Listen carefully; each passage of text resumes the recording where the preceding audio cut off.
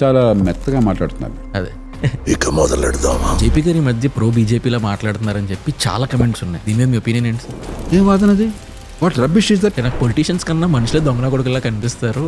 తప్పులన్నీ మూర్ఖులు మీరు చేసి ప్రజలు మూర్ఖులు అంటారంటండి. అంటే మీ వీడియోలు చూస్తారు, మీరు చెప్పిన మాటలు వింటారు తప్ప మీకు ఓటేయాలని అంటే మీకు కోపం రాదు సార్? ఎన్నికైన వాళ్ళంతా నిజాయితీ పరుల, ఐఏఎస్ అధికారులు అంతా నిజాయితీ పరుల, ఐపీఎస్ అధికారులు అంతా నిజాయితీ పరుల. చెప్పండి, గుండె మీద చేసి చెప్పండి. మీరు నన్ను చాలా ప్రొవోక్ చేశారు. మొట్టమొదటి రోజు నుంచి కులం, మతం, ప్రాంతం, భాష తేడా లేకుండా అందరికీ ఓటు హక్కు ఇచ్చినటువంటి మొట్టమొదటి దేశం భారతదేశం. అట్లాగే ఫండమెంటల్ రైట్స్ అనేవి ప్రభుత్వం మీద రైట్స్ తప్ప వ్యక్తుల మీద రైట్స్ ఉండవు. రాజ్యాంగంలో ఎక్కడ కేంద్ర ప్రభుత్వం అన్న మాటలేదు, మనం మామూలుగా వాడుతుంటాం. రాజ్యాంగం యూనియన్ ప్రభుత్వం, కేంద్రం అనేది లేదు. కేంద్రం మనం. ఎక్కడ రాజ్యాంగంలో కేంద్రం లేదు. మొట్టమొదటిసారిగా ఈ 97వ సవరణలో ఒక షెడ్యూల్ పెట్టి కేంద్ర ప్రభుత్వం అన్న మాట్లాడారు. అంతేగాని ఎందుకు పనికిరాం, దేశం నాశనం అయిపోయింది, భారతదేశం అది కాదు పద్ధతి. This is strength, this is weakness. Build on strength, confront weakness. మనకి పిల్లి ఈనిందన్న దగ్గర నుంచి కుక్కలు అక్కడ ఉండాలా వద్దా అన్నీ సుప్రీంకోర్టుకి వెళ్ళిపోతుంది. ఓన్లీ సుప్రీంకోర్టులోనే 88,000 కేసులు ఉన్నాయి పెండింగ్లోనే. ఒక సామెత ఉంది మనకి, సివిల్ కేసులో కనుక ఇరుక్కున్నట్టయితే మీరు మీ జీవిత కాలంలో అదృష్టం కొద్ది తీర్పు వచ్చినట్టయితే ఓడినవాడు కోర్టులో ఏడుస్తాడు, గెలిచినవాడు ఇంటికి వచ్చి ఏడుస్తాడు. ఒక ఊళ్ళో 4 ఓట్లు ఉన్నట్ట ఒక ఇంట్లో నలుగురు కలిపి మొన్న మున్సిపల్ ఎన్నికల్లో 75,000 రూపాయలు అందినాయంట. అయినా ప్రజాస్వామ్యాన్ని కాపాడినవాడు దేశంలో సామాన్యుడు. సోకాళ్ళు చదువుకున్నాడు, డబ్బున్నాడేమో ఓటేస్తే నాకు అవమానం అనుకుంటున్నాడు. హీరో నుంచి ఉంటే అది ఇన్సల్ట్ అనుకుంటున్నాడు. ప్రజాస్వామ్యం ఎవరు నిలబెడుతున్నాడు? ఈ చెమచోటు కష్టించేవాడు, చదువు లేనివాడు.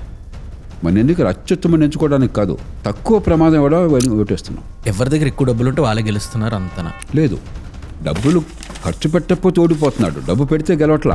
Shukla versus ADM Jabalpur case అని ఉంటుంది. ఏమిటిది కేసు? ఎమర్జెన్సీ అమల్లో ఉన్నప్పుడు ఒక పోలీస్ కానిస్టేబుల్ యూనిఫామ్లో ఉన్నట్టయితే, తుపాకీ తీసి చంపేసినట్టయితే ఎవడేం చేయలేడు, అదంతే అన్నాడు. సుప్రీంకోర్టు దాన్ని అంగీకరించింది.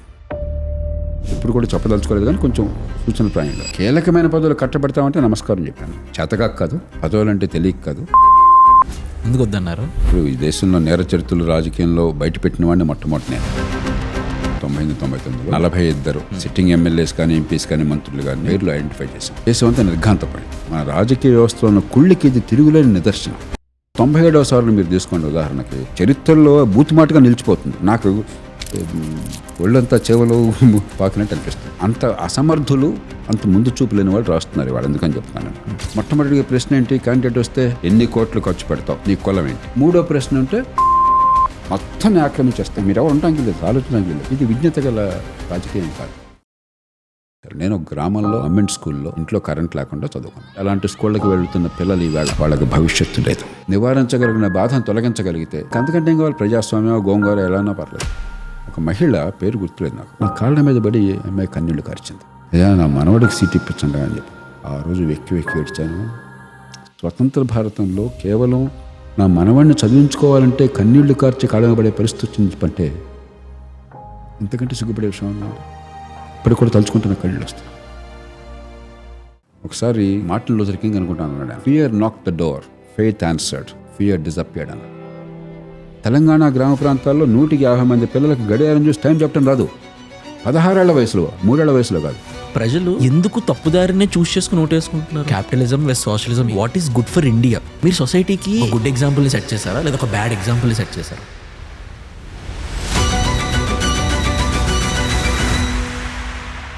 నాకు మీ నుంచి ఒక చిన్న ఫేవర్ కావాలి. మీలో 90% ఆఫ్ ద పీపుల్ మన పాడ్కాస్ట్ చూస్తున్నారు కానీ సబ్స్క్రైబ్ చేసుకోవట్లేదు. మీ ప్రతి సబ్స్క్రైబర్ చాలా మ్యాటర్ చేస్తుంది. ప్లీజ్ సబ్స్క్రైబ్ చేసుకోండి. మీరు సబ్స్క్రైబ్ చేసి మాకు సపోర్ట్ చేస్తే మీరు ఇమాజిన్ చేయలేని గెస్ట్తో క్రేజీ అండ్ ఇన్సైట్ఫుల్ కాన్వర్సేషన్స్ని తీసుకొస్తాం. దానికోసం మీరు చేయాల్సింది ఒకటే, కింద కనిపిస్తున్న సబ్స్క్రైబ్ బటన్ని నొక్కి పెట్టుకోండి. మీరు సబ్స్క్రైబ్ చేశారని అనుకుంటున్నాను. Let's get into the podcast. When you are so much immersed in that, you don't see the strangeness of it. కొంచెం దూరం నుంచి చూస్తే ఉదాహరణకు కుల వ్యవస్థ ఉంది. Simple example. It is a strange thing. పుట్టుకతోనే వీడు ఎక్కువ వీడు తక్కువ అంటే ఎంత స్ట్రేంజ్ అది, రైట్? బట్ దానిలో ఇమ్మర్స్ అయిపోతే ఇది నార్మల్ అనుకుంటాం. కొంచెం దూరం చూస్తే ఏంటిది అసలు ఎంత సిల్లీగా ఉంది. So some detachment is required. కల్చర్లో కొన్ని పూర్తిగా ఎంబెడ్ అయిపోయినప్పుడు మనం దాని లోపల నుండి చూడడం కొంచెం కష్టం. అసాధ్యం కాదు, కష్టం. కొద్దిగా డిస్టెన్స్ ఎన్హాన్స్ ది పర్స్పెక్టివ్. కొద్దిగా ఎంత రిడిక్యులస్ అర్థమవుతుంది. సార్ మనకి ఇండిపెండెన్స్ వచ్చి 78 years అయింది. స్టిల్ మనం ఇంకా సేమ్ కాన్స్టిట్యూషన్ మాత్రమే వాడుతున్నాం. ప్రపంచం మొత్తంలో టెక్నాలజీ, జియో పాలిటిక్స్ అన్నీ చేంజ్ అవుతున్నాయి. పీపుల్ మైండ్ సెట్ కూడా చేంజ్ అయింది. అండ్ అప్పుడు population around 30 crore people sir. ఇప్పుడు పాపులేషన్ అరౌండ్ 140 crore పీపుల్ ఉన్నారు. అంటే మీరు చెప్పినట్టు డిటాచ్ అయ్యి లాంగ్ పర్స్పెక్టివ్లో నుంచి చూస్తే is it a good thing or a bad thing? ఇంకా మనం సేమ్ కాన్స్టిట్యూషన్నే ఫాలో అవుతున్నాం. It's a good question. చాలా దేశాల్లో ఈ చర్చ ఉంటుంది. ఎప్పుడో రాసిన రాజ్యాంగం మనకు పనికొస్తున్నాడు దాన్ని. అమెరికన్ రాజ్యాంగం గురించి మాట్లాడుతూ థామస్ జెఫర్సన్, ఆయన 3rd ప్రెసిడెంట్ అమెరికాకి, ఆయన అన్నాడు, ప్రతి తరం, ఎవ్రీ జనరేషన్ మారుతున్న అవసరాలను బట్టి కాన్స్టిట్యూషన్ మార్చుకోవాలి, కానీ ఏదో పవిత్ర గ్రంథం అని చెప్పి అనుకుని దేవుడు ఇచ్చాడు అని చెప్పి బైబిల్లో ఇంకో రకంగా అనుకుని దాన్ని అలాగా గుడ్డిగా కొనసాగించక్కర్లేదని ఆయన వాదన. ఓకే. కానీ అమెరికాలో ఇప్పుడు ఎక్కువ మంది వాదన అది కాదు. దాన్ని చచ్చిన మార్చడానికి వెళ్ళేదని ఆ దేశంలో. అందుకనే లిటరల్ ఇంటర్ప్రిటేషన్ అంటారు. ఉదాహరణకి 2nd అమెండ్మెంట్ అంటారు అమెరికాలో, ఇది గన్స్. ఆ పదజాలం చూస్తే రేజింగ్ ఎ మిలిషియా, నేను పదాలు కొంచెం మారుస్తున్నాను, being necessary for the state, people have a right to bear arms అన్నాడు. అంటే ద్వంద్వార్థం ఉంది అక్కడ. అంటే మీరు రాజ్యాన్ని రక్షించుకోవాలంటే మిలిటరీని ఏర్పాటు చేసుకోవాలి, కాబట్టి వ్యక్తులకి తుపాకీలు ఉండే హక్కు ఉందని. దాన్ని ఎలా ఇంటర్ప్రిట్ చేశారు? తుపాకీ ఉండడం ప్రాథమిక హక్కు అన్నారు, రైట్, అన్రెస్ట్రిక్టెడ్గా. అదేమంటే 2nd అమెండ్మెంట్లో చెప్పారు, దాన్ని మారిస్తే ప్రపంచం కూలిపోతుంది అంటున్నారు. మన రాజ్యాంగంలో మనకు ఆ గొడవలు లేవు. అంబేద్కర్ కానీ మిగతా రాజ్యాంగ నిర్మాతలు కానీ చాలా ముందు చూపుతో ఏం చేశారంటే ఫండమెంటల్స్ స్పష్టంగా నిర్వచించారు. యూనివర్సల్ ఫ్రాంచైజ్, వయోజన ఓటు హక్కు, కులం, మతం, ప్రాంతం, లింగ వివక్ష లేకుండా దేశం ప్రపంచంలో మొట్టమొదటి దేశం అది. మనం చాలా మామూలు అనుకుంటున్నాం. ప్రపంచ చరిత్రలో మొట్టమొదటి దేశం, డే 1 నుంచి, మొట్టమొదటి రోజు నుంచి కులం, మతం, ప్రాంతం, భాష, డబ్బు ఉంది, డబ్బు లేదు, గ్రామం, పట్టణం తేడా లేకుండా అందరికీ ఓటు హక్కు ఇచ్చినటువంటి దేశం మొట్టమొదటి దేశం భారత. ఆడ మగ తేడా లేకుండా. అట్లాగే ఫండమెంటల్ రైట్స్, ప్రాథమిక హక్కులు. రైట్స్ అనేవి ప్రభుత్వం మీద రైట్స్ తప్ప వ్యక్తుల మీద రైట్స్ ఉండవు. ప్రభుత్వము, రాజ్యము, వ్యక్తి, ఈ 2 మూలం. దాంతోపాటు రాజ్య నిర్మాణం అకౌంటబిలిటీ కోసం, జవాబుదారితనం కోసం చెప్పని అకౌంటబిలిటీ, దానికోసం ఇన్స్ట్రుమెంట్స్, రాజ్యాంగ సంస్థలు కానీ ఇండిపెండెంట్ జ్యుడిషియరీ కానీ. అది మినహాయిస్తే సమ్వాట్ ఫ్లెక్సిబుల్ కాన్స్టిట్యూషన్, అవసరాన్ని బట్టి మార్చుకునే వెసులుబాటు ఉంది. అలాగని గుడ్డిగా ప్రతిరోజు మార్చేది కాదు. అవునవును. అందుకని మీరు కాన్స్టిట్యూషన్లో చూసినట్టయితే కొన్ని నిజానికి ఒక్క మెజారిటీ, పార్లమెంట్లో మెజారిటీ, సింపుల్ మెజారిటీతో చాలా మార్చవచ్చు. అవునవును. ఉదాహరణకు లెజిస్లేటివ్ కౌన్సిల్ ఉంది రాష్ట్రాల్లో, శాసన మండలి అంటాం, అప్పర్ హౌస్ అంటాం. అది ఆనాడు బ్రిటిష్ కాలంలో అప్పుడు గవర్నరు, అక్కడ శాసన మండలి అని చెప్పని, అప్పుడు మనకు ప్రజాస్వామ్యం లేదు కాబట్టి వాళ్ళు ఒక పద్ధతిలో పెట్టారు. ఏమిటి? ఉదాహరణకి గ్రాడ్యుయేట్లో కాన్స్టిట్యువెన్సీ, టీచర్లకు కాన్స్టిట్యువెన్సీ. ప్రపంచంలో ఎక్కడన్నా డెమోక్రసీ గ్రాడ్యుయేట్లకు వేరే ఏంటో ఒకటి అర్థం లేదు కదా, అంతే సార్, ఇట్స్ మీనింగ్లెస్. కానీ ఆనాడు ఇంకా వేరే మార్కులను కూడా పెట్టారు. పెట్టి దానిలో అంబేద్కర్ ఏం రాశారు? Until parliament by law otherwise decides. Okay. అంటే బై సింపుల్ లా, చట్టం ద్వారా దాన్ని మార్చేయచ్చు, బై సింపుల్ మెజారిటీలో. కానీ పెద్ద కష్టం లేకుండా రాజ్యాంగాన్ని మార్చచ్చు. అందుకనే మన దేశంలో రాజ్యాంగాన్ని 106 సార్లు మార్చాం. నాకు గుర్తున్నంత వరకు 106 అనుకుంటాను లాస్ట్ది. లేటెస్ట్ నాకు నెంబర్ గుర్తు రావట్లేదు, 106 అయి ఉంటుంది. కొన్ని చోట్ల చిన్న చిన్నవి కూడా మార్చుకున్నాం ఏదన్నా ఇబ్బంది రాగానే. అంచేత నా దృష్టిలో ఇది కరెక్ట్. మరి రోజు రాజ్యాంగాన్ని తిరిగి రాస్తా ఉన్నది ప్రమాదకరం. రెండోది, సందర్భం వచ్చింది కాబట్టి చెప్తున్నాను, చాలామందికి విసుగు పుట్టి ఈ పరిపాలన, ఈ రాజకీయం విసుగు పుట్టి రాజ్యాంగాన్ని చించి పారేసి కొత్త రాజ్యాంగం రాస్తే బాగా అనిపిస్తుంది. అంతకంటే పొరపాటు ఆలోచన మరొకటి లేదు. ఎందుకు సార్? మన రాజ్యాంగ మౌలిక స్వభావం చాలా ఉదాత్తమైనది. దానిలో ఫండమెంటల్గా ఎక్కడ ప్రాబ్లం లేదు. ఫండమెంటల్స్ ఎప్పుడు క్లియర్గానే ఉన్నాయి, చాలా క్లియర్గా ఉంది. ఫండమెంటల్గా రాజ్యాంగంతో సమస్య లేదు. రెండో కారణం, ఎందుకు దాన్ని మనం పొరపాటుగా టచ్ చేయకూడదంటే, ఈవేళ మనం రాజ్యాంగాన్ని మొత్తం మార్చాలని ఏమన్నా ఒకవేళ అంగీకరించినా కూడా, వాదన కోసం నేను అంగీకరించాను, ఓకే, ఆ వాదన తప్పు కాదని అంగీకరించినా కూడా, అసలు ఒక సరైన రాజ్యాంగాన్ని రాసే శక్తి వాళ్ళు లేదు ఎవరికి, మన సమాజానికి, లేదా మన పార్లమెంట్కి, మన రాజకీయ వ్యవస్థకి. కొన్ని సవరణలు ఎంత లోపభూయిష్టంగా చేశారో మీరు ఊహించలేరు. ఈ స్థానిక ప్రభుత్వాల సంగతి చెప్పాను. నేను కనీసం 4 రాజ్యాంగ సవరణల్లో కీలక పాత్ర వహించాను. 2 పూర్తిగా నా వల్ల వచ్చినాయి ఈ దేశంలో. 91వ సవరణ 84వ సవరణ, 91, 97, 99. ఓ మీరు రాశారు సార్. దానిలో 97, 99 పూర్తిగా నా ప్రమేయం వల్ల, నా ప్రయత్నం వల్ల, నా పోరాటం వల్ల వచ్చినాయి. 84, 91లో కీలక పాత్ర వహించాను. దానిలో 97వ సవరణ మీరు తీసుకోండి ఉదాహరణకి, ఎంత లోపభూయిష్టంగా రాశారు. వివరాల్లోకి వెళ్తే కొంచెం సాంకేతికం, కొంచెం అర్థం కాకపోవచ్చు, కానీ అంటే అసలు చరిత్రలో బూతుమాటగా నిలిచిపోతుంది. ఉదాహరణకి రాజ్యాంగంలో ఎక్కడ కేంద్ర ప్రభుత్వం అన్న మాటలేదు. మనం మామూలుగా వాడుతుంటాం, పత్రికల్లో వాడతాము, కొన్ని చట్టాల్లో వాడతాము, లేకపోతే కొన్ని భాషల్లో వాడతాము. కానీ రాజ్యాంగం యూనియన్ ప్రభుత్వం, సమాఖ్య ప్రభుత్వం, రాష్ట్ర ప్రభుత్వం. కేంద్రం అనేది ఏం లేదు. కేంద్రం మనం, పౌరుల కేంద్రం. నేను చాలా గట్టిగా నమ్ముతాను దాన్ని.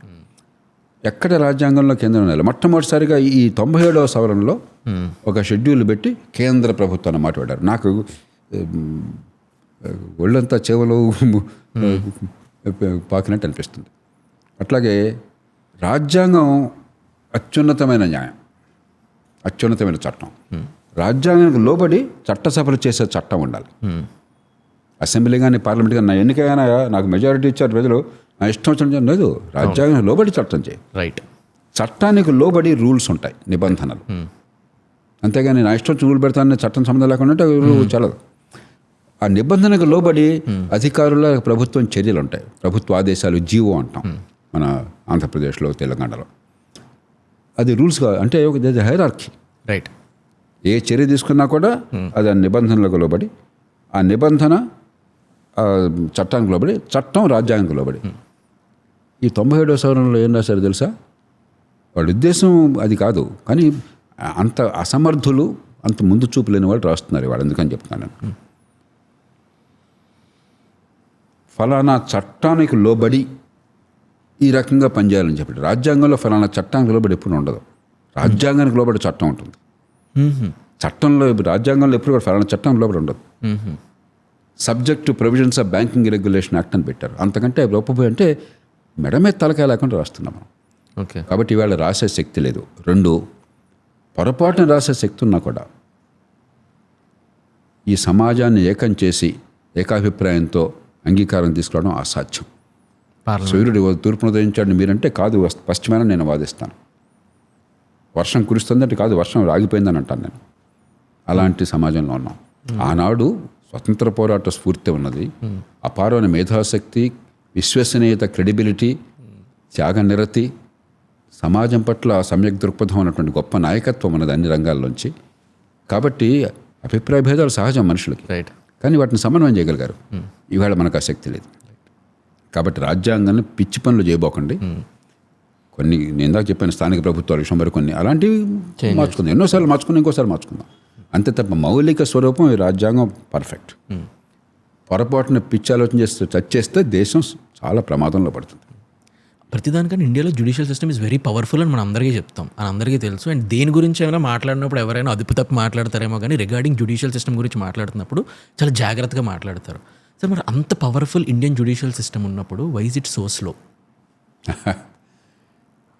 మంచి ఉద్దేశంతో రాజ్యాంగ నిర్మాతలు ఒక బలమైన స్వతంత్ర ప్రతిపత్తిగల న్యాయ వ్యవస్థ, నిజంగా ఏ రకమైనటువంటి జోక్యానికి తావు లేకుండా ఒక అసాధారణ రీతిలో రక్షణ కల్పించారు. ఒకసారి మీరు హైకోర్టు జడ్జి అయినట్టయితే మిమ్మల్ని కూడా ఏం చేయలేడు.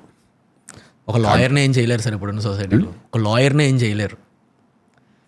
గుడ్ ఐక్యూ ఉండి అంటే. సార్ మీకు కొన్ని స్కామ్లు కూడా చెప్తాను, మీరు చెప్పండి sir, continue please.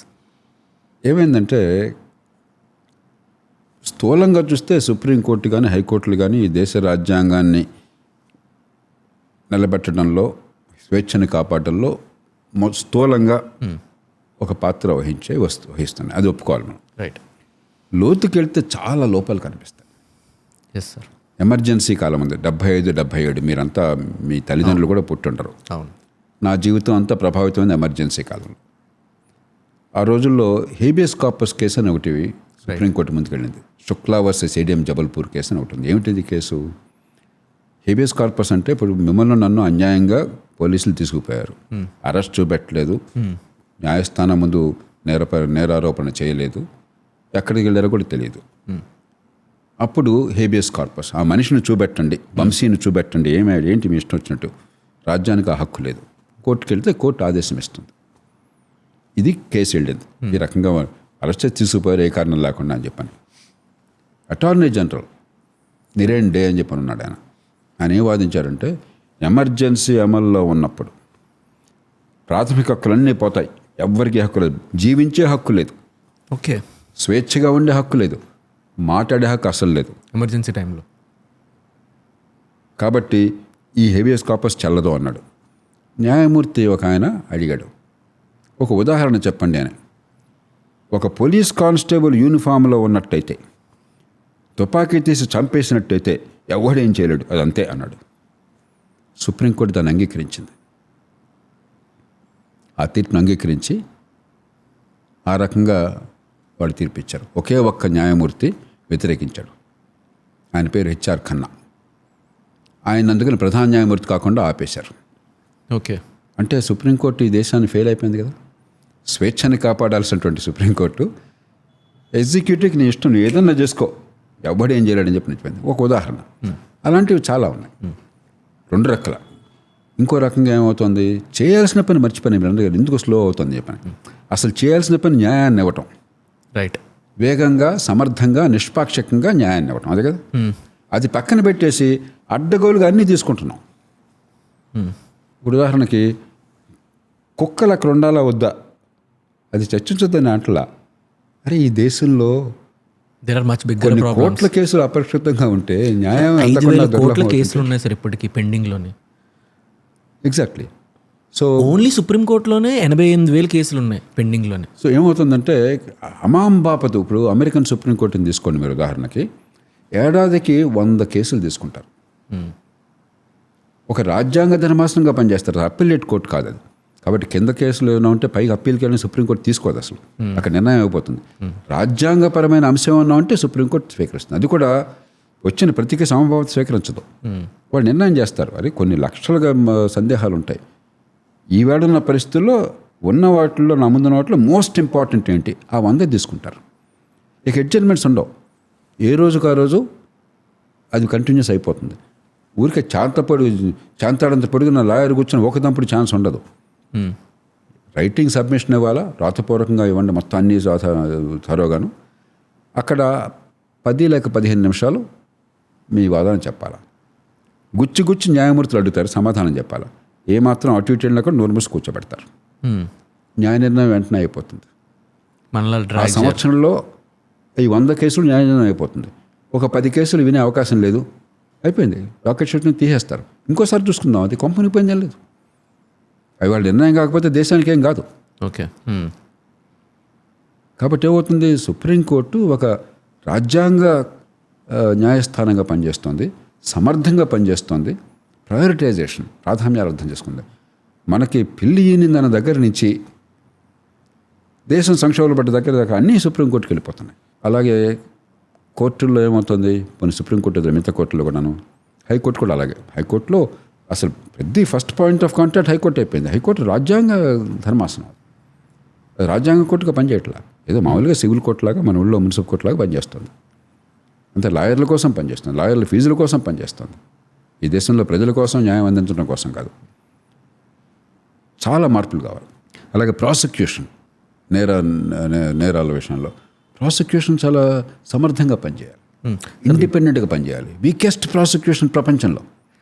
Under trial prisoners punishment వాడికి ప్రూవన్ అవ్వకముందే వాడి జైల్లోనే వాడి లైఫ్ అంతా అయిపోతుంది.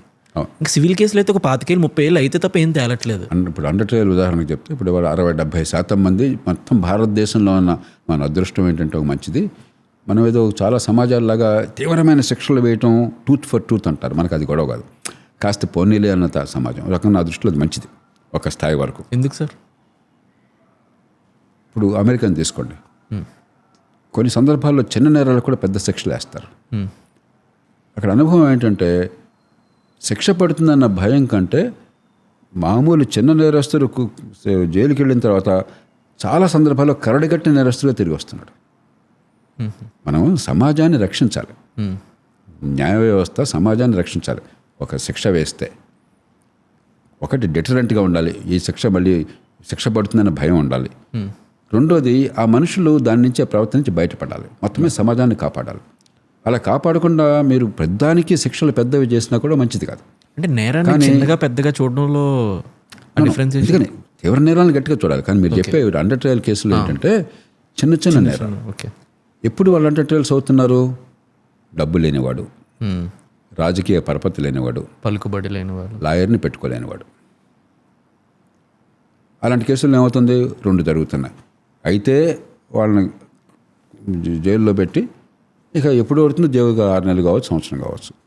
2 వాడిని చావగొట్టి చెవులు మూసి వాడికి ఏ సంబంధం లేకపోతే నేరం చేశాన్ని ఒప్పించేస్తున్నారు. కొందరు నిజంగా నేరం చేసి ఉండొచ్చు, కానీ చాలామంది నిర్దోషుల్ని అమాయకుల్ని ఇక చావు దెబ్బలు తినలేక సరే అయిపోయిన చేసే సంతకం పెట్టేస్తున్నారు, లేకపోతే వెలుగు తినేసేస్తున్నారు. ఇది నేర న్యాయ వ్యవస్థ కాదు, అది సరైన వ్యవస్థ కాదు ఇది. కానీ ఈ మధ్యకాలంలో సుప్రీంకోర్టు ఆ విషయంలో కొన్ని చర్యలు తీసుకుంటుంది. కొన్ని నిబంధనలు పెట్టారు. ఇన్ని రోజుల కంటే ఎక్కువ ఉండకూడదు, ఈ ఇంత చిన్న చిన్న కేసులు అయితే వెంటనే క్లోజ్ చేయాలని కొంత ప్రయత్నం జరుగుతుంది. కానీ కొన్ని కేసులు ఇప్పటికీ డికేట్స్ నడుస్తున్నాయి.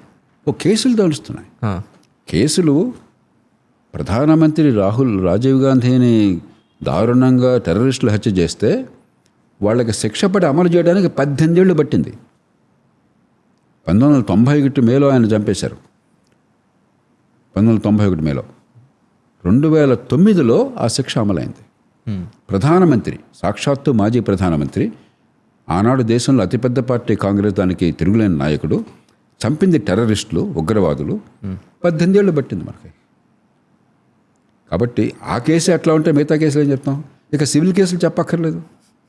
సివిల్ కేసులు తరాలు పడుతుంది. 80 ఏళ్ళ కేసులు ఉన్నాయి, 100 ఏళ్ళ కేసులు ఉన్నాయి, కొన్ని 300-400 కేసులు కూడా, 300 సంవత్సరాల కేసులు కూడా ఉన్నాయి, 200-300 సంవత్సరాల కేసులు కూడా ఉన్నాయి. ఒక సామెత ఉంది మనకి, సివిల్ కేసులో కనుక ఇరుక్కున్నట్టయితే మీరు మీ జీవితకాలంలో అదృష్టం కొద్ది తీర్పు వచ్చినట్టయితే, అదృష్టం అంటే జీవితకాలంలో వస్తుంది, ఓడినవాడు కోర్టులో ఏడుస్తాడు, గెలిచినవాడు ఇంటికి వచ్చి ఏడుస్తాడు. మేము రీసెంట్గా ఒక యంగ్ ఆంటర్ప్రినర్తో ఒక పాడ్కాస్ట్ చేసాం సార్. ఈ built a company around 500 crores scratch, bootstrapped, funding లేకుండా. They are working on something called policies of thoughts అని.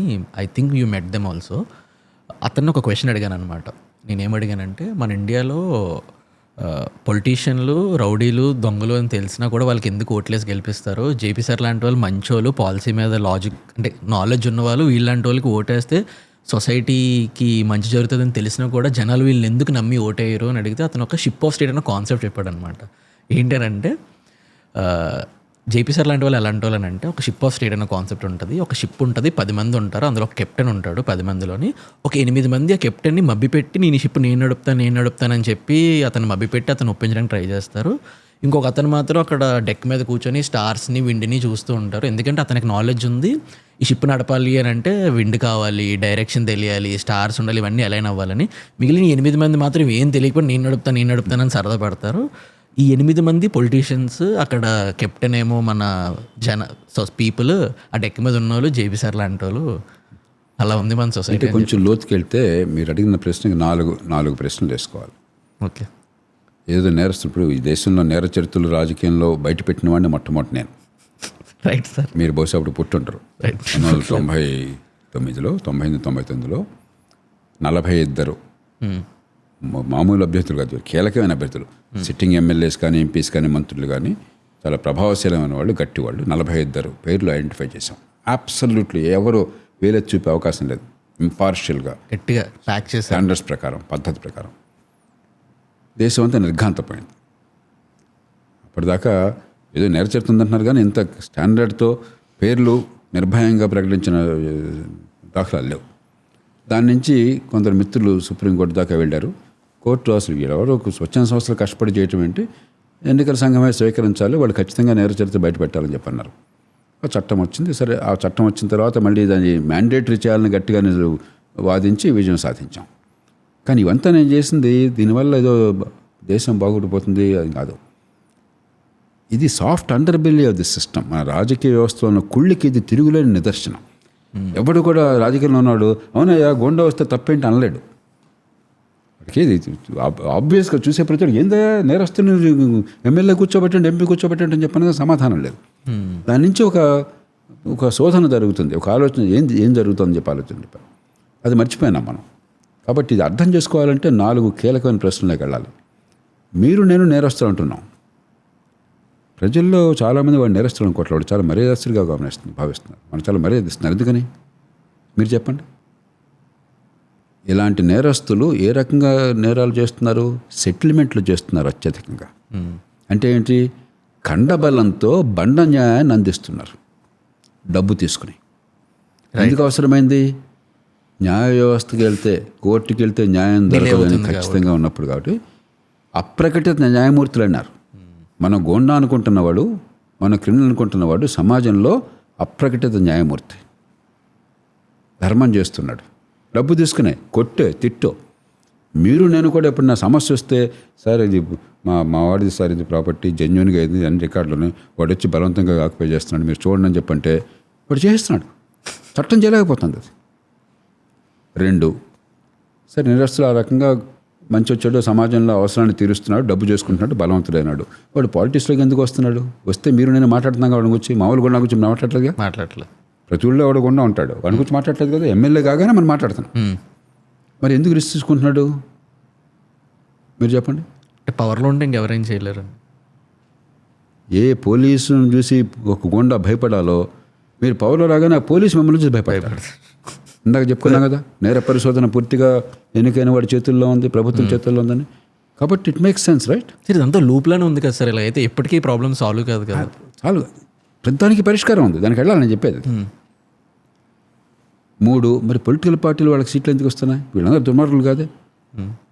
ఒక సోనియా గాంధీ కానీ, ఒక మన్మోహన్ సింగ్ కానీ, ఒక నరేంద్ర మోదీ కానీ, మిగతా పార్టీల నాయకులు కానీ వీళ్ళేం దుర్మార్గులు కాదు. కావాలని నేను చేయట్లేదు. వాళ్ళు రాజకీయంలో అంతా దుర్మార్గులు, దొంగలు అనుకుంటే మనం చాలా మూర్ఖులం. రాజకీయంలో ఉన్న వాళ్ళు ఎట్లయినా నేను గెలవాలి, ఎట్లయినా అధికారంలో ఉండాలి, దానికోసం తప్పతరిపడుతున్నారు. అంతేగాని నేను దేశాన్ని నాశనం చేయాలనుకోవట్లా. ఓకే, ఈ గొండాలను పెడితే గెలుపు సులభం.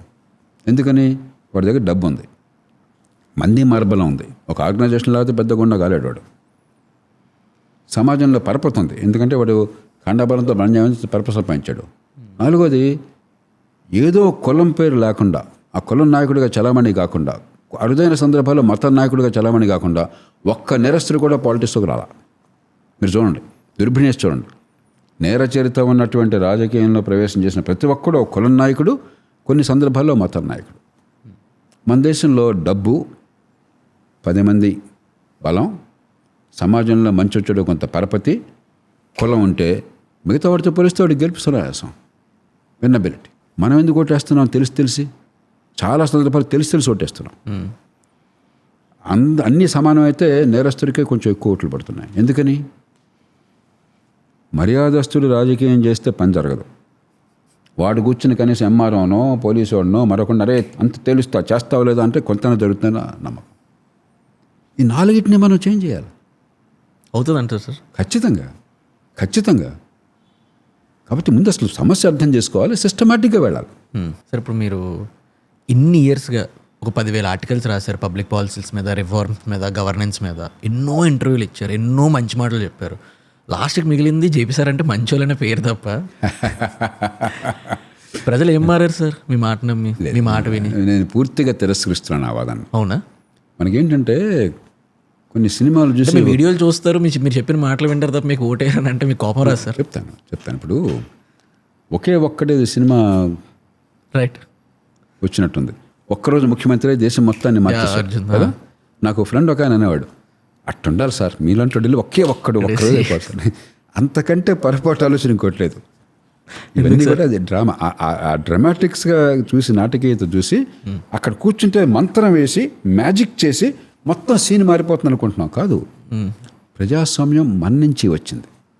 ఒక కుటుంబం ఉంది వంశీ, మీ కుటుంబమే ఉంది, నాకు తెలియదు మీ కుటుంబం ఎంతమంది ఉన్నారో. ప్రేమానుబంధాలు ఉన్నాయి, జంజు సంబంధం ఉన్నది, ఒకళ్ళ కోసం ఒకళ్ళు త్యాగాలు చేస్తారు, ప్రాణమైన ఇస్తారు. అన్ని విషయాల్లో మీ అందరూ అంగీకరిస్తున్నారా? రోజు తన్నుకోట్లా మనం? అవును. ఇప్పుడు కన్నబిడ్డని ప్రాణం ఇచ్చేటువంటి తల్లిదండ్రులు ఉన్నా కూడా, అమ్మ నువ్వు కొంచెం ఉద్యోగం సాపేసి నిద్రపో టైంకి, లేకపోతే బాగా చదువుకో అని చెప్పంటే ఐ హేట్ యూ డాడీ అని తలుపు కొట్టేట్లా?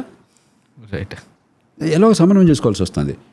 అలాంటిది ముక్కు మొహం తెలియని వాళ్ళు పెరిగిన వాతావరణం వేరు, వాళ్ళ జీవితం వేరు, వాళ్ళ ఆశలు వేరు, వాళ్ళ అనుభవాలు వేరు, వీళ్ళకి వాళ్ళ సంబంధం లేదు. ఇన్ని కోట్ల మందిని కలిపి కూర్చోబెట్టి ఓ మార్గం వెతుక్కోవాలి. ఎంత కష్టమైన ప్రక్రియ ఇది. చాలా కష్టం. ఇది ఆటో మ్యాజిక్గా వచ్చేస్తుంది అనుకున్నారు. ఎట్లా వస్తుంది? అందుకనే మీరు అమెరికాను చూడండి, 400 ఏళ్ళు పట్టింది ప్రజాస్వామ్యం కాస్త వికాసం పొందడానికి. చివరికి ఏం చేశారు? డొనాల్డ్ ట్రంప్ని ఎన్నుకున్నారు వాళ్ళు. అనుభవం ఏం పాఠం నేర్పిందంటే, మానవ సమాజాలు టెక్నాలజీ మారినంత వేగంగా మారవు, తర్కంతో మారవు.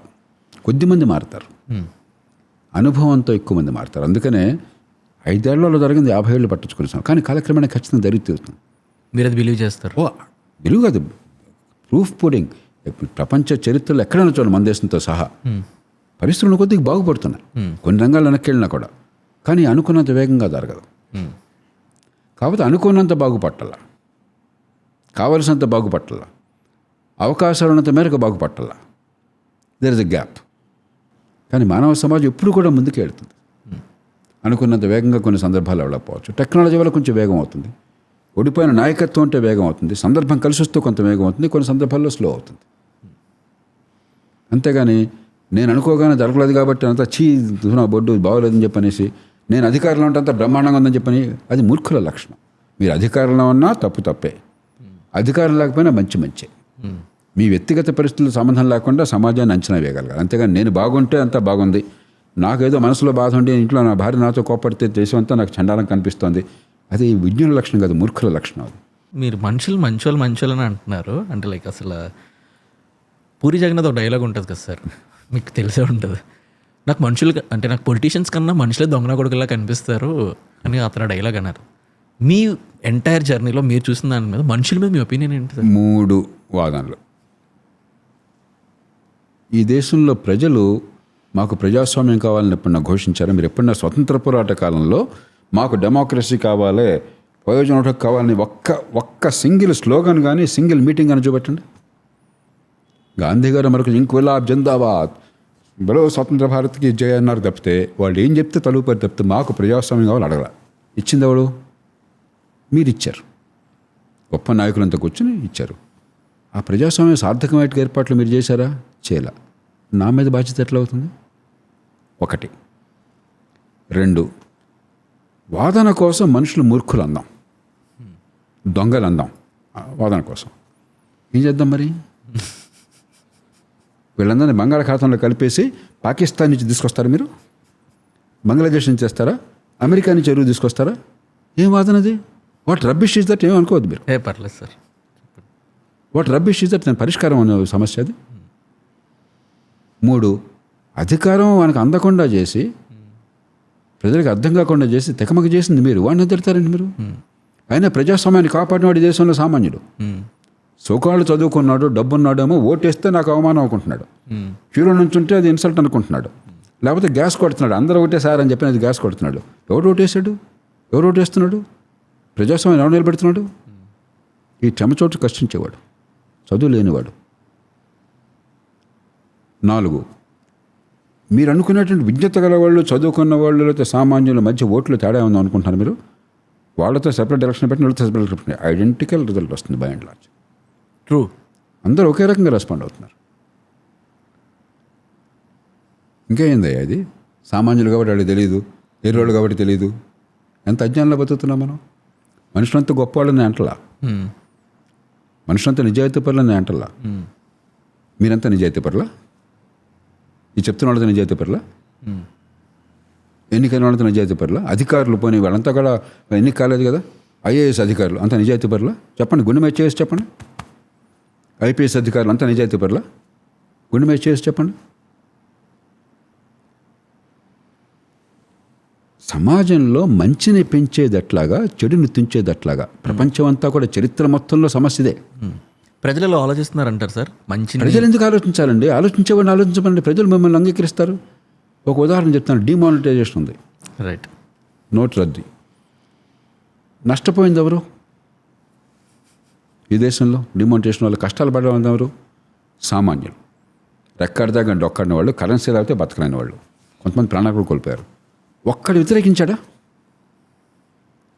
కోటాని కోట్ల మంది సామాన్యులు 84% కరెన్సీ ఒక్కసారిగా చలామణి కాకుండా చేసి, ప్రత్యామ్నాయ కరెన్సీ అందకుండా చేసి, రోజువారీగా పిల్లలకు భోజనం పెట్టాలంటే కొనడానికి రూపాయలు లేకుండా చేసినా కూడా, క్యూలో నిలబడ్డా కూడా, ఎండలో నిలబడ్డా కూడా, కొందరు ప్రాణాలు కోల్పోయినా కూడా ఒక్కళ్ళు వ్యతిరేకించారా?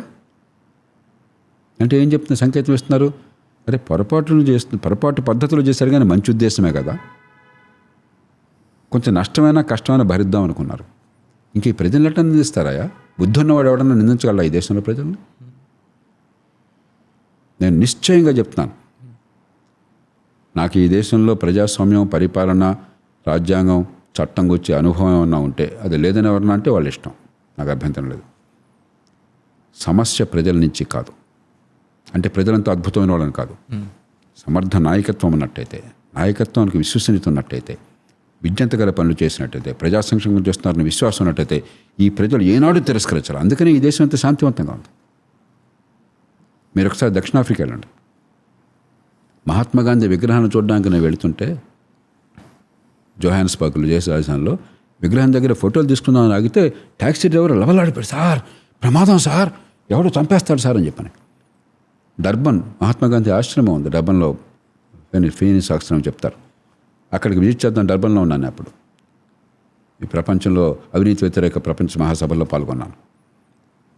ఇక్కడికి వచ్చాం కదా, దర్శనం చేసుకుందాం గాంధీ గారి ఆశ్రమం అని చెప్పంటే, ఆ రోజు ఎందుకు ఆశ్రమంలో తలుపులు లాక్ చేసి ఉన్నాయి. అక్కడికి వెళ్ళి దిగి అడుగుతుంటే డ్రైవర్కు, సార్ ఎంత క్రైమ్ రేట్ ఏంటి సార్, వెళ్ళొద్దు సార్. ఈ దేశంలో ఆ పరిస్థితులు ఉన్నాయా? ఇందువల్ల ఈ దేశంలో సామాన్యుల వల్ల. మనం కించపరుచుకోవడం చాలా తేలిక. ఖచ్చితంగా మనలో ఉన్న లోపాలను మనం ఎత్తి చూపుదాం, పరిష్కారాన్ని తీసుకెళ్దాం. కానీ ఆత్మన్యూనత తీసుకొచ్చి ఆత్మవిశ్వాసాన్ని సన్నలబజేసి ఎక్కడో అద్భుతం ఉందని భ్రమించి మనం చేయాల్సిన పనులు చేయకుండా డ్రామాలు ఆడి అందరినీ తిట్టి కాబట్టి నేను గొప్పని నటిస్తే వాడు సమస్యల భాగం, పరిష్కారం కాదు. సార్ ఇప్పుడు మరి మీరు నన్ను చాలా ప్రొవోక్ చేశారు. అదే పాడ్కాస్ట్ అంటే సార్ ఇంకొక క్వశ్చన్ ఉంది నాకు ఇందులోనే. మరి ప్రజలు మీరు అన్నట్టు అమాయకులే అనుకుందాం, మంచోళ్ళే అనుకుందాం. మరి ఒక ఓటేసే ముందు డెమోక్రసీ అంటే ఏంటి, మనకు ఎవరికి ఓటేస్తున్నాము, వాళ్ళు మనకి ఏం, ఈరోజు ఓటేస్తే నెక్స్ట్ 5 సంవత్సరాలు ఏముంది అని ఆలోచించకుండా ఎందుకు తప్పుదారినే చూస్ చేసుకుని ఓటేసుకుంటున్నారు? ప్రజలకు డెమోక్రసీ తెలియాల్సిన అవసరం లేదు, అవసరం లేదు. తెలియచెప్పేట్టు వ్యవస్థ నిర్మాణం చేయాల్సిన బాధ్యత మంది. ఎవరు మనదంటే ఎవరు? ఎలిట్స్ది.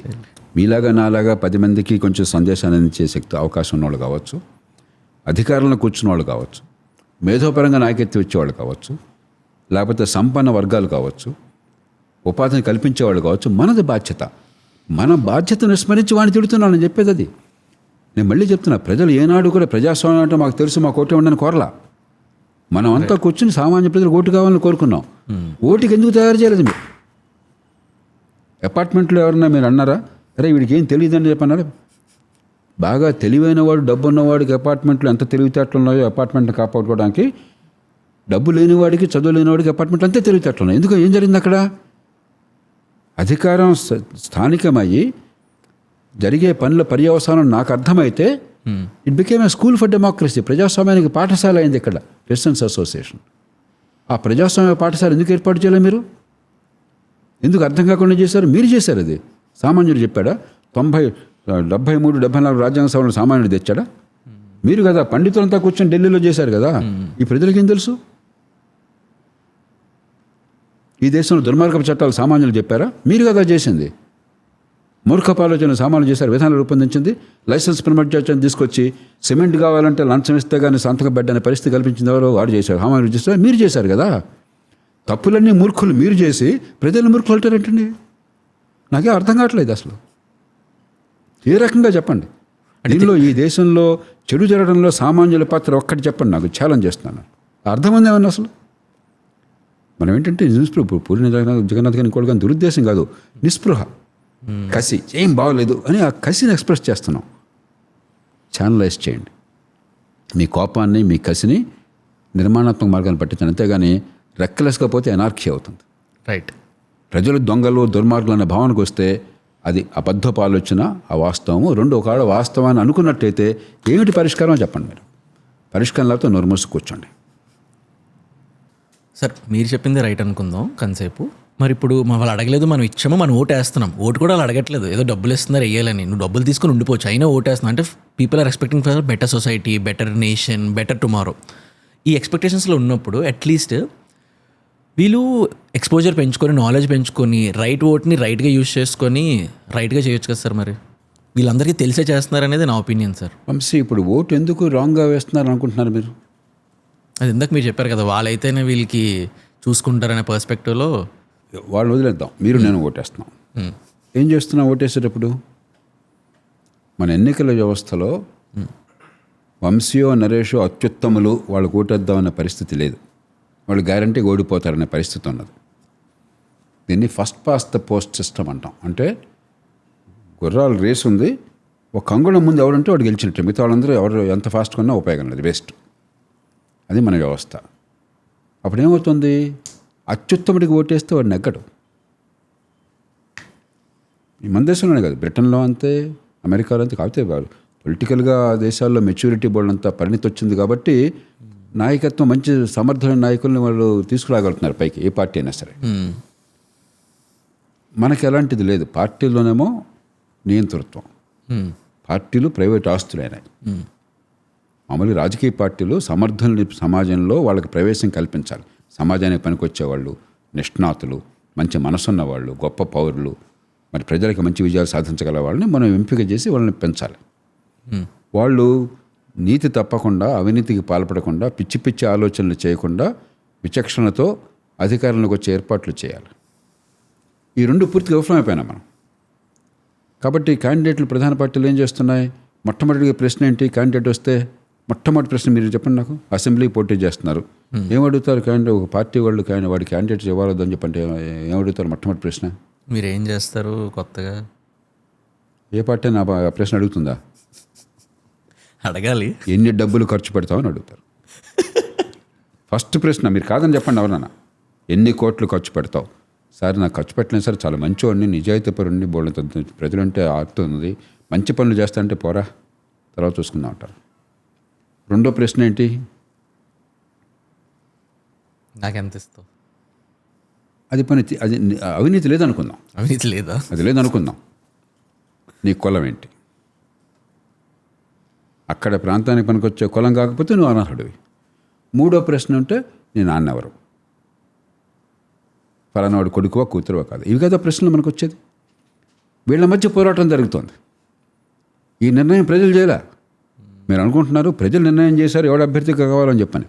పోటీ అందరి మధ్య లేదు. పోటీ ఉన్నది కేవలం 2 లేక 3 మధ్య, ప్రధాన పార్టీల అభ్యర్థుల మధ్య. అభ్యర్థి ఎవడవుతారో ప్రజల చేతుల్లో లేదు. అంటే రిగ్గింగ్ ఆల్రెడీ ముందు జరిగిపోయింది. మీరు రిగ్గింగ్ చేసిన వాడిని అడగట్లా. మీరు ఉన్న వాళ్ళలో కర్మజాలకు ఎవడోడు ఓటేస్తే ఏ రాయితే పడగొట్టుకుంటున్నా ఓటేస్తున్నాడు. అందరూ ఒకటి కదా, ఎవడొచ్చినా తేడా రావట్లేదు అని చెప్పి డబ్బు అడుగుతున్నాడు. 2 డబ్బులు ఇస్తే ఆల్రెడీ ఓకే, ఎంట్రన్స్ ఫీ అయిపోయింది, ఇప్పుడు కన్సిడర్ చేస్తానంటున్నాడు. ఎంత ఫ్రీగా ఇస్తారో చూస్తున్నాడు, ఎన్ని హామీలు ఇచ్చాడని చెప్పని.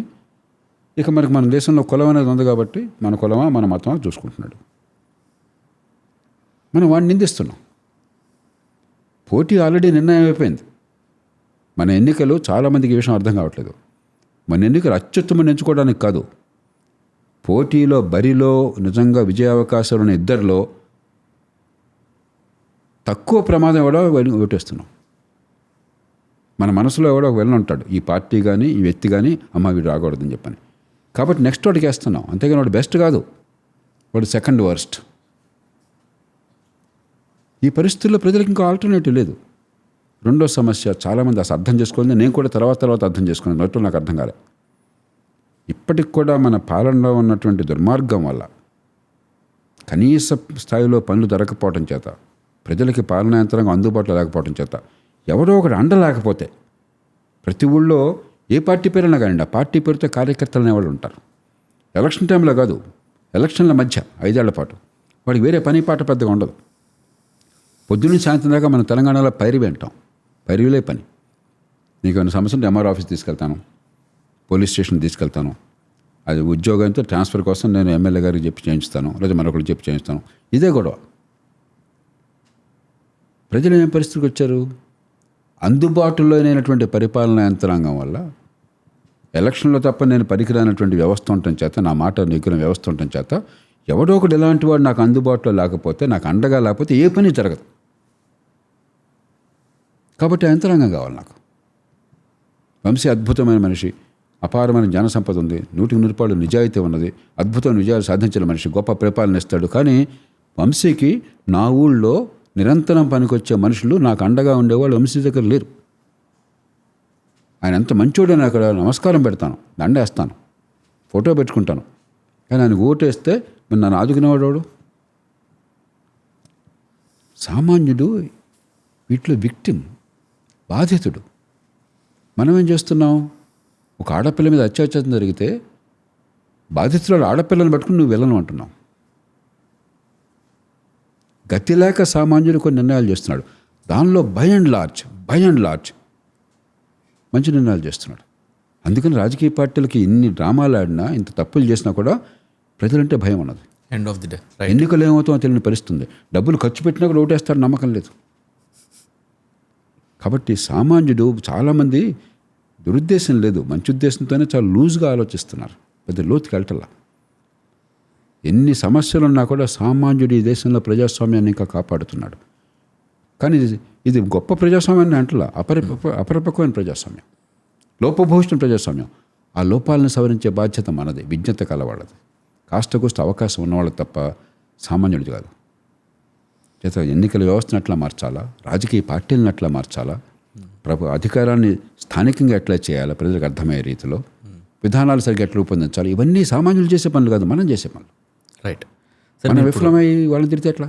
అగ్రీ సార్ మీరు చెప్పిన పాయింట్కి. ఇప్పుడు మీరు అబ్జర్వ్ చేస్తే సొసైటీలోని ఎవరి దగ్గర ఎక్కువ డబ్బులు ఉంటే వాళ్ళే గెలుస్తున్నారు అంతనా. ఇప్పుడు స్లోగా టర్న్ అవుతుంది. ఇప్పుడు డబ్బులు ఖర్చు పెట్టకపోతే ఓడిపోతున్నాడు, డబ్బు పెడితే గెలవట్లా. ఖర్చు పెట్టకపోతే ఇది చాలా మౌలికమైన తేడా. చాలా మంది పొరపాటు చేస్తారు. అట్లయితే దేశంలో టాటాలు బిడ్డలే గెలవాలి, ఇంకెవడు గెలవడం. అలా కాదు, డబ్బు ఖర్చు పెట్టకపోతే నువ్వు బరిలో లేవు. అవును, డబ్బు ఇస్తే ఎంట్రన్స్ ఫీ ఇచ్చాడు, అవును, అప్పుడు టికెట్ వంశీకి నరేషన్ బట్టి చూస్తాను, నేను పరిస్థితిని బట్టి, నేను పార్టీని బట్టి అంచనా వేస్తాను. కానీ మీరు డబ్బులు ఇవ్వకపోతే మీరు గొప్పళ్ళన్నా కూడా సారీ సార్ మీరంటే ప్రేమ ఉంది కానీ లేదు సార్, మీరు గెలవరు సార్. రైట్, ఇది రియాలిటీ. మీరు చెప్పారు కదా సార్, ఇప్పుడు పీపుల్ని ఎడ్యుకేట్ చేయాల్సింది ఎలీట్ పీపుల్ది, ఇంటెలిజెంట్ పీపుల్ ఎవరైతే ఇలాగ సోషల్ మీడియాలో వాటిలో వీటిలో ఉన్నారండి. కానీ ఎంటైర్ ఇండియాలో if you see the content, how do I frame this అంటే దాన్ని ఎలా చెప్పాలంటే, ఒకళ్ళు ఎవరైనా మంచి కోసం మాట్లాడారంటే వీళ్ళు ప్రో దీనికి అని చెప్పి వాళ్ళు అంటారు. కొన్ని ఛానల్స్ ఉంటాయి, ఇది క్లియర్గా తెలిసిపోతుంది. వీళ్ళేంటి ఒక ఛానల్నే వాడు చెప్పే మాటలు, వాడి స్టోరీ టెల్లింగ్ ఎలా ఉంటుందంటే ఇండియాలో ఎప్పటికీ లాజిక్ గెలవదు, ఎమోషన్ మాత్రం గెలుస్తుంది వాడు ప్రూవ్ చేస్తాడు ప్రతి వీడియోతో. అంటే ఒక పార్టీ జెండాని బ్లడ్లోకి ఎక్కించగలిగే సత్తా ఉన్నోడిని పెట్టి ఆ ఛానల్ నడుపుతుంటారు. అంటే ఒకప్పుడు మీడియా ఏం చేస్తుంది, ఇప్పుడు సోషల్ మీడియా కూడా స్లోలీ అదే చేస్తుంది. అంటే సోషల్ మీడియాకు ఉన్న అథెంటిసిటీ ఏదైతే ఉందో కోల్పోవడానికి రీజన్ కూడా వన్ ఆఫ్ ది రీజన్స్ ఇలాంటి ఛానల్స్, ఇలాంటి కాంటెంట్ అని చెప్పొచ్చు. ఇలా ఉన్నప్పుడు పీపుల్ ఇప్పుడు సోషల్ మీడియాలో ఎక్కువ టైం స్పెండ్ చేస్తున్నారు. నా యావరేజ్ ఒక పర్సన్ ఫోన్లోనే 4.5 hours సోషల్ మీడియాలో స్పెండ్ చేస్తారంట. అప్పుడు ఎవరైతే ఎక్కువ మార్కెట్ చేసుకుంటారో, ఎవరైతే కథలు బాగా చెప్పగలరో, ఎవరైతే ఎమోషన్తో బాగా గేమ్ చేయగలరో, రానున్న రోజుల్లో వాళ్ళు గెలుస్తారు కదా సార్. ఇంకా ఈ ప్రమాదం ప్రపంచం అంతా పెరుగుతుంది. దీనిలో 2 పార్శ్వాలు ఉన్నాయి. మీరు చెప్పిన దానిలో రెండు విషయాలు ఉన్నాయి. మొట్టమొదటిది, సోషల్ మీడియా లేని కాలంలో కూడా ప్రపంచం అంతా ఎన్నో పరిశోధనలు రుజువు చేస్తుంది ఏంటంటే, ప్రజలు ఆలోచన కంటే ఎమోషన్కే లొంగుతారు. రైట్. అందుకనే డేనియల్ కానెమన్ అని చెప్పి నోబెల్ లారియట్ ఒక పుస్తకం రాశాడు ఆయన. Thinking fast, thinking slow. Thinking slow అంటే రేషనల్గా, హేతుబద్ధంగా, విచక్షణ ఉపయోగించి ఆలోచించడం, అది అవసరం. కానీ 190 మంది 190 సందర్భాల్లో ఇన్స్టెంట్గా ఎమోషనల్గా డిసైడ్ చేస్తారు. పాలిటిక్స్లోనే కాదు, లైఫ్లో కూడా. రైట్. ఇది హ్యూమన్. మనకేంటంటే నియో కార్టెక్స్ కొత్తగా వచ్చింది. ఈ పెద్ద మెదడులో అత్యధిక భాగం అది తీసేసినా కూడా ప్రాణం పోదు, ఆలోచన పోతుంది. ఓకే. మన మెదడులో అత్యధిక భాగం సెరిబ్రల్ కార్టెక్స్ అంటామే. రైట్. అది ప్రాణానికి అవసరం లేదు, ఆలోచనకు అవసరం. అది కొత్తగా వచ్చింది. అందుకనే మన తల పెరిగింది, తల ప్రమాణం శరీరంతో పోలిస్తే పెరిగింది. కానీ ఈ ఇమోషన్ అనేది లింబిక్ సిస్టమ్ మొదటి నుంచి ఉంది. కొన్ని లక్షల సంవత్సరాలు, కోట్ల సంవత్సరాల నుంచి జీవులు కొన్నది. కాబట్టి ఫస్ట్ ఇన్స్టెంట్ ఎప్పుడు కూడా ఇమోషన్, భయము, యాంగ్జైటీ, యాంగర్, ఎమోషన్, అది ఫస్ట్ వచ్చేస్తుంది. ఆలోచించడం నింపాదిగా, తొందరపడి జడ్జిమెంట్స్ కాకుండా, ఈ కులం చూసో, మతం చూసో, వర్గం చూసో, మరొకటి చూసో కాకుండా ఆలోచించడం స్లోగా వస్తుంది. అందుకనే ప్రపంచం అంతా పాలిటిక్స్లో ప్రధాన పాత్ర వహించేది అరుదైన కొన్ని సందర్భాల్లో తప్ప. బహుశా ప్రపంచంలో ఒకే ఒక్క దేశం ఈ ఇమోషన్ కాకుండా ఆలోచించే ఓటు వేసేవాళ్ళు స్థిరంగా ఉన్న దేశం అంటే నాకు దృష్టిలో ఒక్క స్విట్జర్లాండ్ ఒక్కటే ఉంది. అన్ఫార్చునేట్లీ సోషల్ మీడియా లేని కాలంలో కూడా ఇమోషన్ ఇంపార్టెంట్. అందుకే నేను మళ్ళీ చెప్పేది, ఇమోషన్ని కంట్రోల్ చేయాలని చెప్పంటే సెల్ఫ్ ఇంట్రెస్ట్ బయటపడాలి. అది నాకు అర్థం కావాలి. స్లోగన్స్తో బలో స్వతంత్ర భారత్కి దాంతో ఎమోషన్ నుంచి బయటపడలేం. నా పిల్లలకి చదువు ఎక్కడ వస్తుంది, నాకు ఫస్ట్ ఇంపార్టెంట్ అది. మా అబ్బాయికో అమ్మాయికో అనారోగ్యం వస్తే డాక్టర్ని ఎవరిని చూసుకోవాలి, నా ప్రాణాలను అలా కాపాడుకోవాలి. అప్పుడు ఎమోషన్ స్థానంలో నా సెల్ఫ్ ఇంట్రెస్ట్ బయటపడుతుంది. అది అర్థమయ్యే రీతిలో రాజ్య వ్యవస్థ కావాలి. మీరు చెప్పినట్టుగా సోషల్ మీడియా యుగంలో ఇది మరింత కాంప్లికేట్ అయింది. సోషల్ మీడియాలో 10 సెకండ్లట, 10 సెకండ్లు దాటితే వేస్ట్ అట. మనం మాట్లాడేదంతా ఎవరంటారో నాకు అర్థం కావట్లేదు. 5 సెకండ్లో చెప్పలేదు కదా మనం. దాంతో ఓపిక లేకుండా పోతుంది ప్రపంచం అంతా. కానీ ఇది మన దేశానికి మాత్రమే కాదు ఈ సమస్య. కానీ మనం ఏదో రూపంలో ఓ పక్కనేమో సెల్ఫ్ ఇంట్రెస్ట్, వ్యక్తిగత ప్రయోజనాలు అర్థమయ్యే రీతిలో వ్యవస్థలో మార్పులు కావాలి. రెండోది చెప్పేది నిజాయితీ అయితే, ఆ చెప్పేది ప్రతి మనిషికి జీవితానుభవం తాకితే అందరూ ఒక్కరోజు కాకపోయినా క్రమక్రమంగా ఆ సంఖ్య పెరగాలి. చేంజ్ ఇంకో రకంగా రాదు, ఇంకో మార్గం లేదు. నా దగ్గర ఏమైనా ఉంటే తప్పకుండా నేను ప్రయత్నం చేస్తాను. సార్ రీసెంట్గా మీ చాలా ఇంటర్వ్యూలు నేను చూసాను సార్. ఇప్పుడు నేను ఈ పాడ్కాస్ట్ చేసే ముందు మీరు రీసెంట్గా మీరు ఎక్కడెక్కడికి వెళ్ళారు, ఏం చేశారు, ఏం మాట్లాడారు చూస్తున్నప్పుడు నాకంటే ఎక్కువ మీరు జాసూసీ చేశారు మన మీద. అంటే మెజారిటీ ఆఫ్ ద కమెంట్స్లో నేను ఒకటి అబ్జర్వ్ చేశాను సార్. అది మీ వరకు వచ్చిందో లేదో నాకు తెలియదు, కానీ రీసెంట్గా నేను మీ కమెంట్స్లో అబ్జర్వ్ చేసింది ఏంటంటే జేపీ గారి మధ్య ప్రో బీజేపీలో మాట్లాడుతున్నారని చెప్పి చాలా కమెంట్స్ ఉన్నాయి చాలా వీడియోల్లో అంటున్నారు. మీ ఒపీనియన్ ఏంటి సార్? ప్రేక్షకులకు చాలా స్పష్టంగా చెప్తాను, ఎక్కచ్చగా చెప్తాను. ఏ పార్టీయా, ఏ కులమా, ఏ మతమా, ఏ ప్రాంతమా, ఏ భాష నాకు అనవసరం. ఎవరు ఆర్థికంగా సౌష్ఠవాన్ని చూపెడితే, ఉన్నంతలో తాత్కాలికమైనటువంటి సంక్షేమము, దీర్ఘకాల అభివృద్ధికి ఒక బ్యాలెన్స్ తీసుకొస్తే వాడిని సమర్థించాలి. ఎవరు పాఠశాల విద్య బాగు చేద్దాము, సామాన్యులకి, పేద కుటుంబాల పిల్లలకి అధిక అవకాశాలు కల్పిద్దామంటే వాడు నా దృష్టిలో హీరో. ఎవడు మంచి ఆరోగ్యాన్ని నిజాయితీగా సమర్థంగా ఇస్తే వాళ్ళు ఈ దేశంలో బాధలు తొలగిస్తున్నారు. ఎవరు చిన్న పట్టణాలకి పెద్దపీట వేసి అసంఘటిత రంగంలో ఉన్న సంఖ్యాకులైనటువంటి అల్పాదాయ వర్గాలకి అవకాశాలు కల్పిస్తే, భద్రత కల్పిస్తే వాళ్ళు ఈ దేశానికి అవసరం. నేను ఎక్కడ ఎటుపక్కన ఏం చేసినా ఇలాంటి విధానం ఎక్కడున్నా కూడా మద్దతు ఇచ్చాను. దీనికి వ్యతిరేకంగా వ్యతిరేకించాను. విధానాలు మీ చేతుల్లో, నా చేతుల్లో లేవు. తప్పుడు విధానాలు మీరు చెప్తే నేను మీకు మద్దతు ఎట్లా ఇస్తాను? మంచి విధానాలు చెప్తే నేను మద్దతు ఇవ్వకుండా చెప్పండి నాకు ఒకసారి. భారతదేశంలో ఏ సందర్భంలో అయినా సరే అది నేను మాట్లాడాల్సిన పెద్దానికి నేను మాట్లాడను, నోరు చేసుకో. అది కీలకమైన అంశం అయితే ఎప్పుడైనా సరే ఒక పార్టీ కానీ ప్రభుత్వం కానీ మంచి విధానాన్ని ప్రతిపాదిస్తే అది తప్పని నేను అన్న సందర్భం చూడండి. కేసీఆర్ ఆర్టీసీ బస్సులు ప్రైవేటైజ్ గవర్నమెంట్ డిపార్ట్మెంట్ కావడం తప్పు అంటే ఆయన చెప్పింది కరెక్ట్ అని వాదించాను. ఆయన ఏమన్నాడు, జేపీ గారు కూడా చెప్పాడు కరెక్ట్ అన్నాడు. కానీ ధైర్యం దానికి తర్వాత కల్పించాడు, ఇది వేరే విషయం. కేసీఆర్ నాకేం పిల్లనిచ్చిన మామగారు కాదు, లేకపోతే నాకేమీ సొంత మేనమావ కాదు. నన్ను చాలాసార్లు తిట్టాడు ఆయన.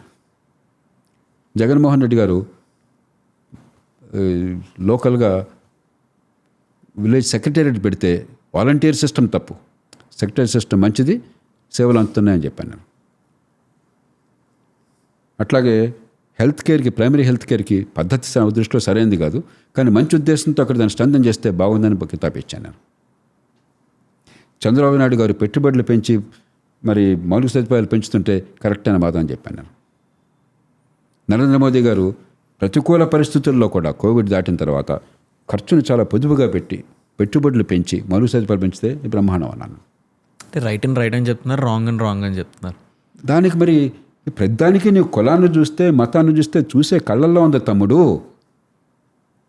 కనిపించే దృశ్యంలో లేదు. మనకి ఒక ఉపనిషద్ వాక్యం అన్నది, ఓంకార పరివృత్తం విశ్వం.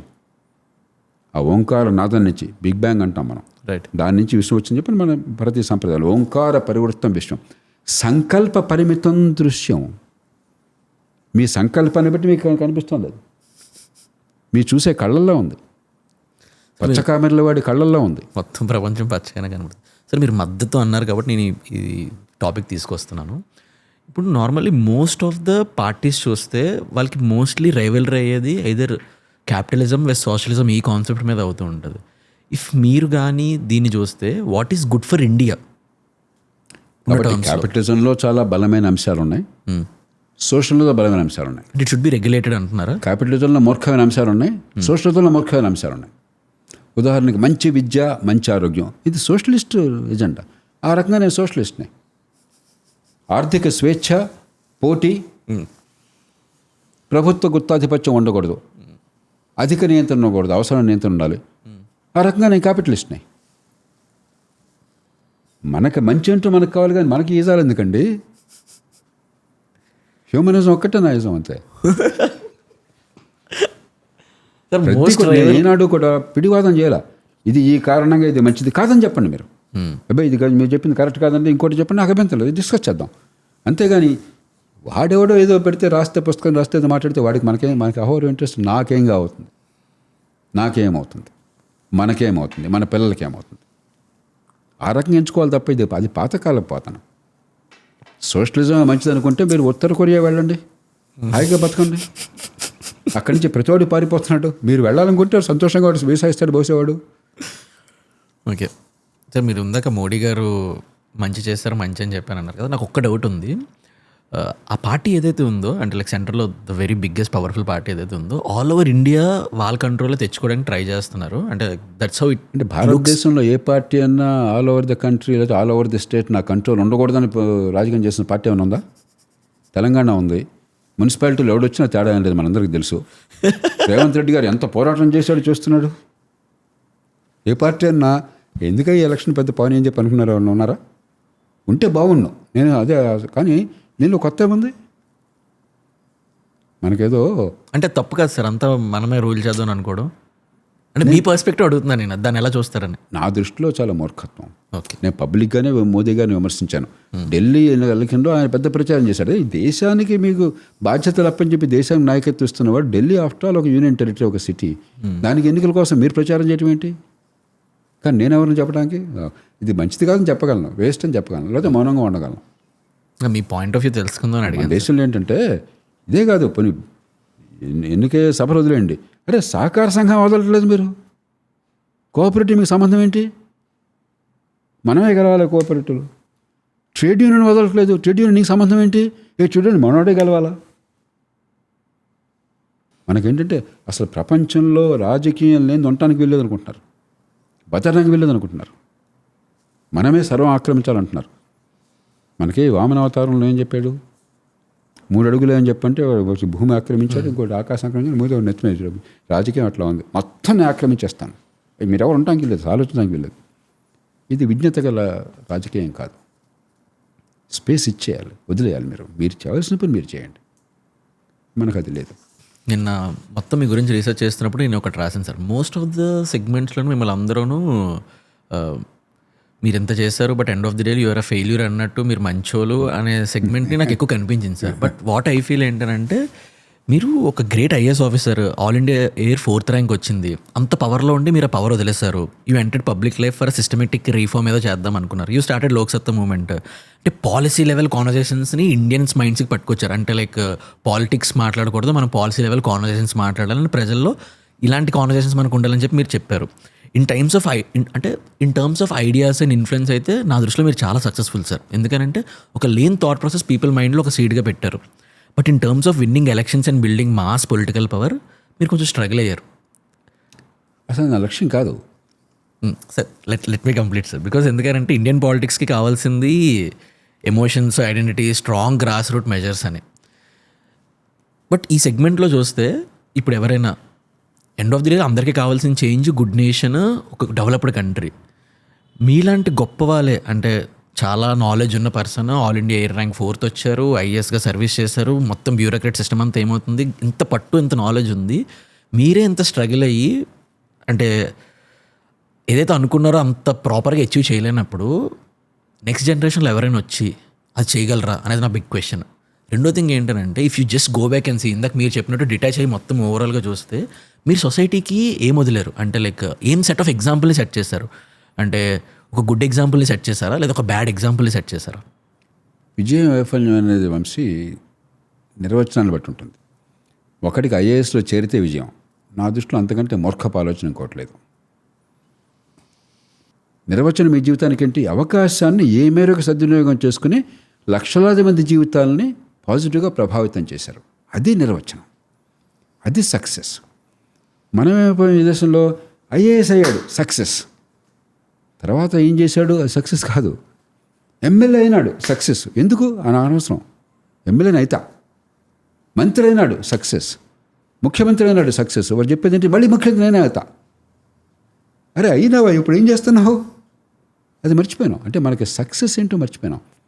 సాధన వేరు, లక్ష్యం వేరు. ఈ కన్ఫ్యూజన్ వల్ల వచ్చిన సమస్య. నాకేనాడు నా మనసులో కన్ఫ్యూజన్ లేదు. నేను ఐఏఎస్ వచ్చినప్పుడు గొప్ప అని అనుకోలేదు, ఐఏఎస్ అయితే తక్కువ అని అనుకోలేదు, ఎమ్మెల్యే అయితే గొప్ప అని అనుకోలేదు, ఎంపీని కాకపోతే తక్కువ అని అనుకోలేదు. ఎందుకంటే లక్ష్యం కాదు నాకు, అదొక మార్గం. ఈ మార్గం పనికొస్తే దాన్ని ఉపయోగిద్దాం. ఇది చాలా అనుకుంటే ఇంకో మార్గం చూద్దాం. అది సాధ్యం కావడానికి ఇంకో మార్గం చూద్దాం. నా లక్ష్యం మారలా, నా దిశ మారలా, వాహనం మారింది. ఇక విజయం. బహుశా 20వ శతాబ్దపు చరిత్రలో ప్రపంచంలో అత్యంత గొప్ప వాళ్ళల్లో మహాత్మా గాంధీ ఒక ఆయన. అందరూ ఒప్పుకుంటారు కదా. రైట్. భారతదేశంలో బహుశా అసలు పోలికే లేదు. ఆయన కోరినవన్నీ ఫెయిల్ అయిపోయినాడే.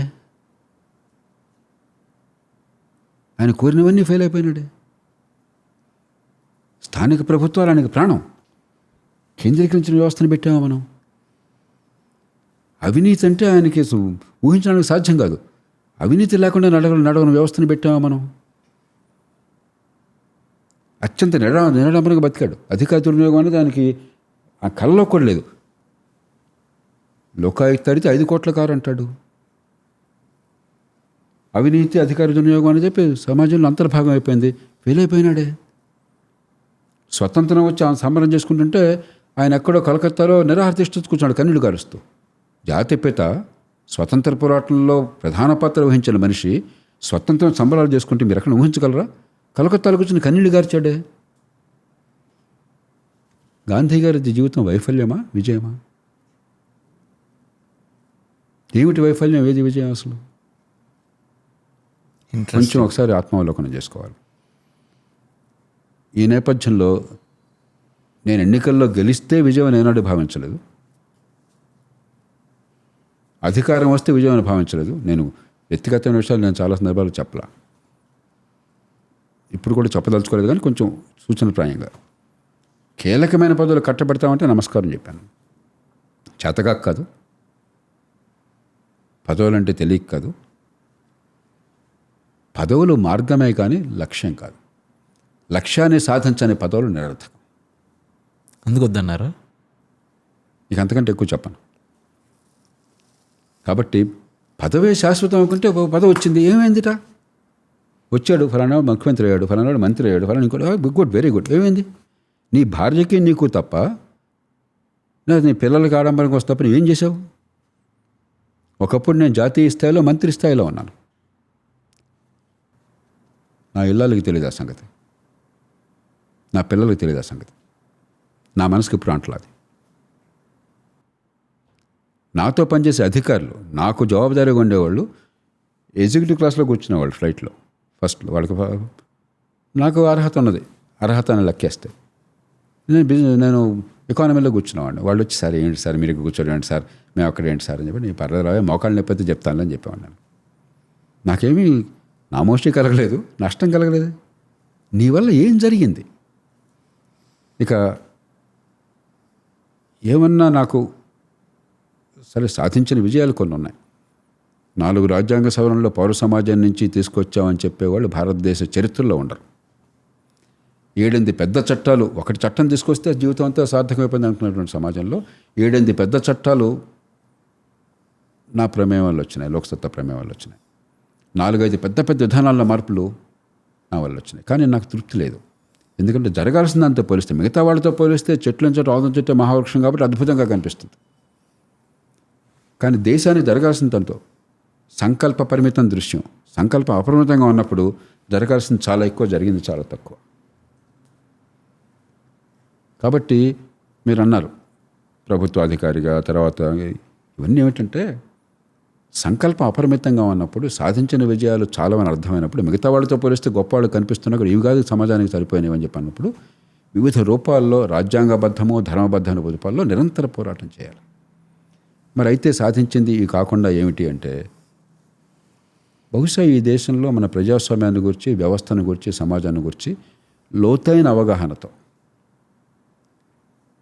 హేతుబద్ధమైనటువంటి ఆలోచనతో, వాస్తవాల ఆధారంగా ప్రపంచానుభవాన్ని ఆకలింపు చేసుకుని సంక్లిష్టమైన పరిస్థితులు, గందరగోళాన్ని తొలగించి ఒక మార్గాన్ని చూపడానికి ఒక ప్రయత్నం చేస్తున్నానన్న నమ్మకం ఉన్నది. డెఫినెట్గా సార్. ఎంతవరకు ఆ ప్రయత్నం విజయవంతము, ఎంతవరకు ఆలోచనలు అక్రమంగా అడ్డదిడ్డంగా ఉన్నాయి, ఎంతవరకు హేతుబద్ధంగా ఉన్నాయి అనేది చరిత్ర నిర్ణయిస్తుంది. అది నేను నిర్ణయించలేను. కానీ నిరంతరం నేను పిడివాదం కాకుండా ప్రతిరోజు ఇవాళ అనుభవంతో కొత్త విషయాలు ఉంటే దారి మార్చుకోవడానికి సిద్ధంగా ఉన్నాను. వాస్తవాల ఆధారంగా, తర్కం ఆధారంగా, ప్రపంచానుభవ ఆధారంగా. అంతేగాని ఇది కాబట్టిన కుందేటికి మూడే కాళ్ళు అన్నది సరైనది కాదు. కాబట్టి ఆ హేతుబద్ధమైనటువంటి ఆలోచన ప్రవేశపెట్టడానికి ప్రయత్నం చేస్తున్న వాళ్ళలో వినమ్రంగా నేను ఒకను. ఎంత మేరకు అందుకుంటుందో సమాజానికి ఇష్టం. అది ఆలోచనలో పరిపక్వత ఉంటే, సమాజానికి అవసరమైంది అన్నట్టయితే సమాజం సిద్ధమైతే తీసుకుంటుంది, లేకపోతే రేపు తీసుకుంటుంది. Huge respect sir. ఇఫ్ మీకు కానీ ఛాన్స్ దొరికితే, ఇలాంటి ఛాన్స్లు ఉండవు లైఫ్లో ఎవరికి, బట్ మీకు కానీ ఛాన్స్ దొరికితే, if you go back and you can restart, మళ్ళీ ఇలానే స్టార్ట్ చేస్తారా లేదా ఏదైనా చేంజ్ చేస్తారా లైఫ్లో? పెద్దగా మార్పులు ఉండవు, ఇలానే చేస్తారు మళ్ళీ చిన్న చిన్నవి ఉంటాయి. After knowing the result two. మార్గం లేదు. ఇప్పుడు ఈ ప్రాసెస్ అవసరం. కానీ రాజకీయ పార్టీ పెట్టే ముందు నాకు తెలుసు రాజకీయంలో ఉన్న కష్టం ఏంటో. నేను ఇప్పుడు చాలా కాలం తిరస్కరించాను, ఎంతోమంది సజెస్ట్ చేసినాడు. ఎందుకు మొహమ్మద్ యూనస్ నిన్నటిదాకా ప్రధానమంత్రిగా ఉన్నాడు, ప్రస్తుతం పదవి ఇచ్చేసినాడు కొత్తానికి, ఇంకా ఇవ్వలేదు. ఆయన నేను స్టాక్హోమ్ కలిసినప్పుడు ఆయన నాతో మీరు రాజకీయ పార్టీ పెట్టండి. నేను చెప్పాను మీరు కరెక్టు, ఎందుకంటే ఈ దేశం ఒకే భాష ఉన్న దేశం, మీరు ఒక దేశంలో ఒక ఐకాన్, రాజకీయాన్ని మార్చాలంటే మీలాంటి వాళ్ళు కరెక్టు, సమాజం మాట వింటుంది, మీరు ప్రయత్నం చేయండి అన్నాను. మా దేశం విశిష్టమైనది, విభిన్నమైన భాషలు, సంక్లిష్టత ఉన్న దేశం, నేను రాజకీయానికి పనికిరాను స్పష్టంగా చెప్పాను. ఆ తర్వాత కొన్నేళ్లకి నేను రాజకీయ పార్టీ పెట్టిన కారణం ఏంటంటే ఎన్ని మార్పులు నేను తీసుకొచ్చినా కూడా చెప్పాను, రాజ్యాంగ సవరణలు, చట్టాలు వగేరా మౌలికమైన మార్పులకి సిద్ధంగా లేదు రాజకీయ వ్యవస్థ. అప్పుడు నాకు ఏమనిపించిందంటే ఒక 10% ఓట్లు కనుక దీనికి ఉన్నాయని రుజువు చేస్తే, మధ్యతరగతి యువత, పట్టణీకులు, ఆర్థికంగా ఎదుగుతున్నవారు, గ్లోబల్ కమ్యూనికేషన్ వచ్చిన 24 hour టీవీ వచ్చింది, 10% ఉన్నారని నమ్మాను నేను. 10% ఓటేస్తే నాకు ఒక్క సీటు కూడా రాదు, కానీ అక్కర్లా నాకు 10% ఓట్లు దీనికోసం ఉన్నాయని చూపెడితే వీళ్ళందరినీ మెడలో ఉంచి ఆ మార్గాన్ని తీసుకురావడం సాధ్యం. దేశం మీద ప్రేమ ఉన్నా లేకపోయినా ఓట్ల మీద ప్రేమ ఉంది కదా.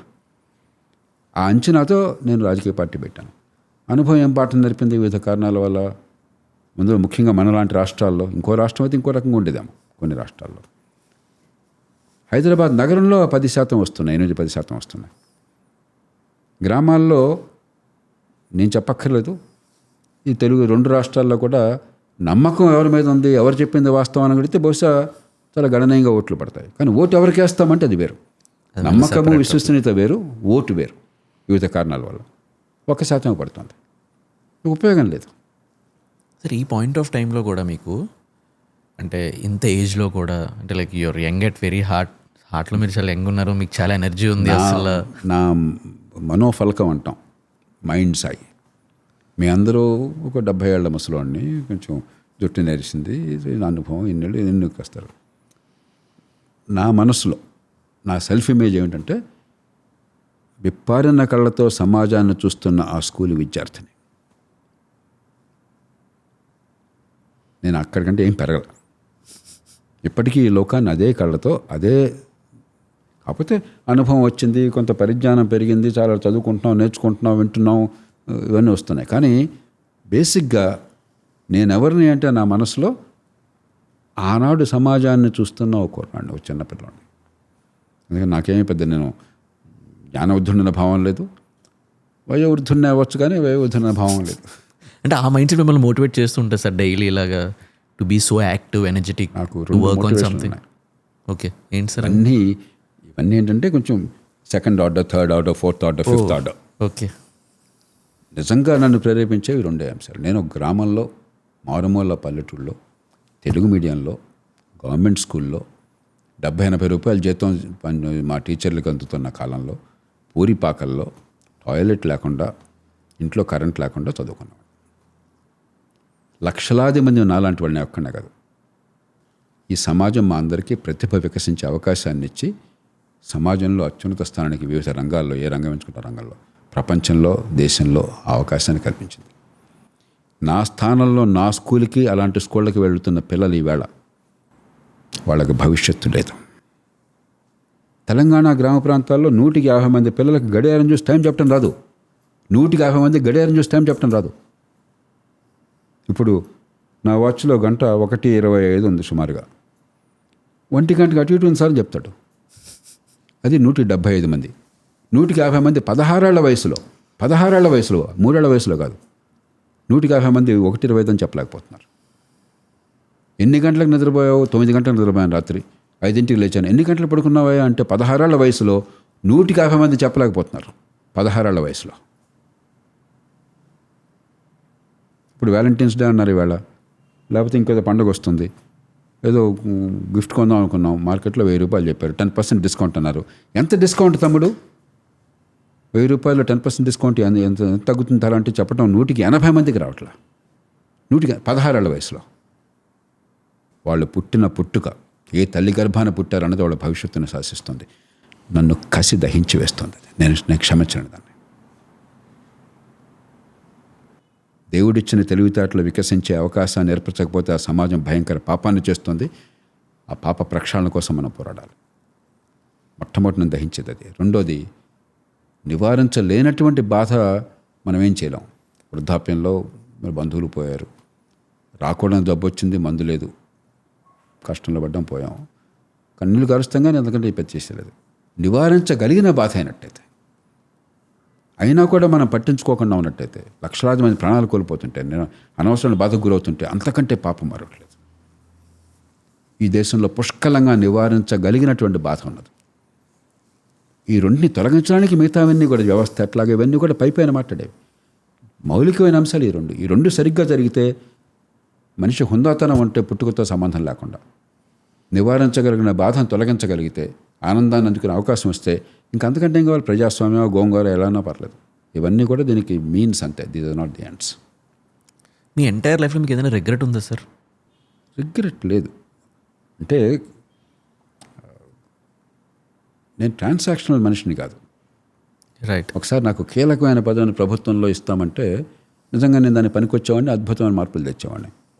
నాకేదో కొన్ని మంచిగానే చెడుగానండి తెక్క అనుకోండి, ఆ మనిషిని, అప్పుడు ఆ స్థానంలో ఉన్న మనిషిని నేనే అక్కడ పెట్టాను. నాకంటే సీనియర్ ఆయన, మంచి మనిషి. నేను ఎప్పుడు కూడా నాకు సంప్రదాయం ఉండాలి, మంచి ఒక అధికారిని పెట్టాక సమయం వల్ల 3 నెలలు 6 నెలలు తీయకూడదని చెప్పాను. ఆయనకంటే నేను దానిలో చాలా బాగా చేస్తానని నాకు తెలుసు. నన్ను పెట్టాలనుకున్న వాళ్ళకి తెలుసు. పెట్టారు, యాక్చువల్గా ఆదేశం కూడా ఇచ్చారు. నేనే వద్దని చెప్పాను. సమాజం రీత్యా చూస్తే బహుశా నేను చేసిన తప్పేమో, కానీ కొన్ని సిద్ధాంతాలు నిలబెట్టిన తర్వాత నాకు అది కరెక్ట్ అనిపించింది. అలాంటి కొన్ని బహుశా మైనర్ ఇష్యూస్ లార్జర్ కాంటెక్స్ట్లో ఫండమెంటల్గా పెద్ద చేంజ్ ఉండదు. ఎందుకంటే పక్వానికి రాకపోతే, మీరు ఆ ఉడకకపోతే, ఏదో మీ టాక్టిక్స్ వల్ల, మీ ఎత్తుగడల వల్ల సమాజం మారదు. ఆ పక్వానికి రావాలి, మీరు కూడా ఉడకాలి. రైట్. లేకపోతే ఈజీగా రాజకీయ పార్టీ పెట్టడం తప్పేమనుకున్నాను. కానీ రాజకీయ పార్టీ పెట్టకపోతే అసలు నిజమైనటువంటి రాజకీయ సంక్షోభం అంత లోతుగా అర్థమయ్యేది కాదు. అబ్సల్యూట్లీ. ఏది వీళ్ళు కూడా మార్కులు దొంగలు వీళ్ళంతా అని చెప్పి చాలా తేలిగ్గా మామూలుగా పార్ట్ ఆఫ్ ది ప్రాబ్లం, మనం సమస్యలో భాగం అయిపోయినాం. రైట్. దానికి నేను బలి కావాలా అన్నది వేరే విషయం. అది ఎవడెవడు కావాలి. కాబట్టి మనం చెల్లించే మూల్యము సమాజానికి ప్రయోజనం. నేను ఎప్పుడూ ఒక వ్యాపారిలాగా ఆలోచిస్తాను. నేను అందుకే నా నోటి నుంచి త్యాగం అన్న మాట ఎంతవరకు రాలా. ఎక్కడైనా చూడండి మీరు, ఇన్ని వేల పేజీలు రాశాను, ఇన్ని వేల గంటలు నేను మాట్లాడాను, త్యాగం అన్న మాట రాలా నా నోటి నుంచి. మూల్యం మన కోసం, మన పెట్టుబడి. సో నేను చూసేది, మీరు చెల్లించే మూల్యం ఎక్స్ అయితే సమాజానికి 1000x 10,000x ప్రయోజనం వస్తే నథింగ్, సంతోషంగా చెల్లిద్దాం, పెట్టుబడి. రైట్. మీరు లాస్ట్గా బాగా బాధపడిన సిచ్యువేషన్, కృంగిపోయిన సిచ్యువేషన్ అలాంటిది ఏమైనా ఉంది సార్ రీసెంట్ టైమ్స్లో? రీసెంట్ టైమ్స్లో లేదు, బికాజ్ మీరు దేనికి ట్రాన్సాక్షనల్ అటాచ్డ్ ఉండను అన్నారు. కన్నీళ్ళు కాచిన సందర్భాలు, నాకు కన్నీళ్ళు వస్తాయి. అవునా? తేలిగ్గా రానివ్వను కానీ వస్తాయి. చాలా కాలం క్రితం నేను చెప్తాను. అంటే ఒక ఉదాహరణ చెప్తాను. లాస్ట్ నేను సబ్ కలెక్టర్గా ఉన్నాను. అప్పుడే పెళ్ళైంది. అప్పుడు చూస్తే కొన్ని నెలల ముందు అయినట్టుంది. ఒక మహిళ పేరు గుర్తులేదు నాకు. అక్కడ తాలూకా ఆసుపత్రిలో తోటి 30 పడకల ఆసుపత్రిలో తోటి అంటే స్వీపర్. మరి ఇప్పుడు ఆ పదం ఆడతారో తెలియదు నాకు. స్వీపింగ్ అనమాట. కానీ గవర్నమెంట్లో ఉద్యోగం అంటే స్వీపర్ ఉద్యోగం అయినా కూడా భద్రత ఉంది, జీతం మంది మిగతా వాళ్ళతో పోలిస్తే ఒక స్థాయి ఉన్నది. కొడుకు పోయాడు అనుకుంటాను. మనవణ్ణి తను సాకుతోంది. మనవణ్ణి స్కూల్లో చేర్చాలి. ఆ ఊళ్ళో ఒక మిషన్ స్కూల్ ఉన్నది, క్రిస్టియన్ మిషన్ స్కూల్. నేను కూడా మిషనరీ కాలేజ్ చదువుకున్నాను, క్రైస్తవ కాలేజ్ చదువుకున్నాను. జెసూట్ కాలేజీలో గొప్ప సేవలు అందించారు క్రైస్తవ సంస్థలు. కాబట్టి అక్కడ ఉన్న సంస్థలు ఇంకా ప్రైవేట్ ఎడ్యుకేషన్ ఇప్పుడు రాలేలా. అప్పటికే గవర్నమెంట్ స్కూళ్ళల్లో చదువు రాదన్న నమ్మకం వచ్చేసింది ఆవిడకి. చేసేది చిన్న ఉద్యోగం అయినా కూడా అబ్బాయిని చదివించుకోవాలన్న కోరికతో మనవాడిని క్రిస్టియన్ మిషన్ స్కూల్లో చేర్చాలని వెళ్ళింది. ఫీజు కట్టడానికి సిద్ధం. వాళ్ళు చేర్చుకోమన్నారు. వాళ్ళని దురుద్దేశంతో కాదు, డిమాండ్ ఎక్కువ ఉంది. మన స్కూళ్ళలో చూస్తున్నాం కదా, సప్లై తక్కువ ఉన్నది. అప్పుడు ఏం చేస్తారు? 10 మంది వస్తే ఉన్నంత ఒక చదువుకున్న వాళ్ళ పిల్లలు ఇంట్లో కూడా పాఠాలు చెప్తారు, ఆ పిల్లలు బాగా చదువుతారు. అది కదా, నిరుపేదల పిల్లలు, చదువులేని వాళ్ళ పిల్లలు చేస్తే మనకి ఉన్నంతలో మరి చాయిస్ ఉన్నప్పుడు సహజంగా వాళ్ళు సెలెక్ట్ చేసుకోరించారు. నా కాళ్ళ మీద పడి అమ్మాయి కన్నీళ్ళు కార్చింది. అయ్యా నా మనవడికి సీట్ ఇప్పించండి అని చెప్పని ఆ రోజు వెక్కి ఏడ్చాను.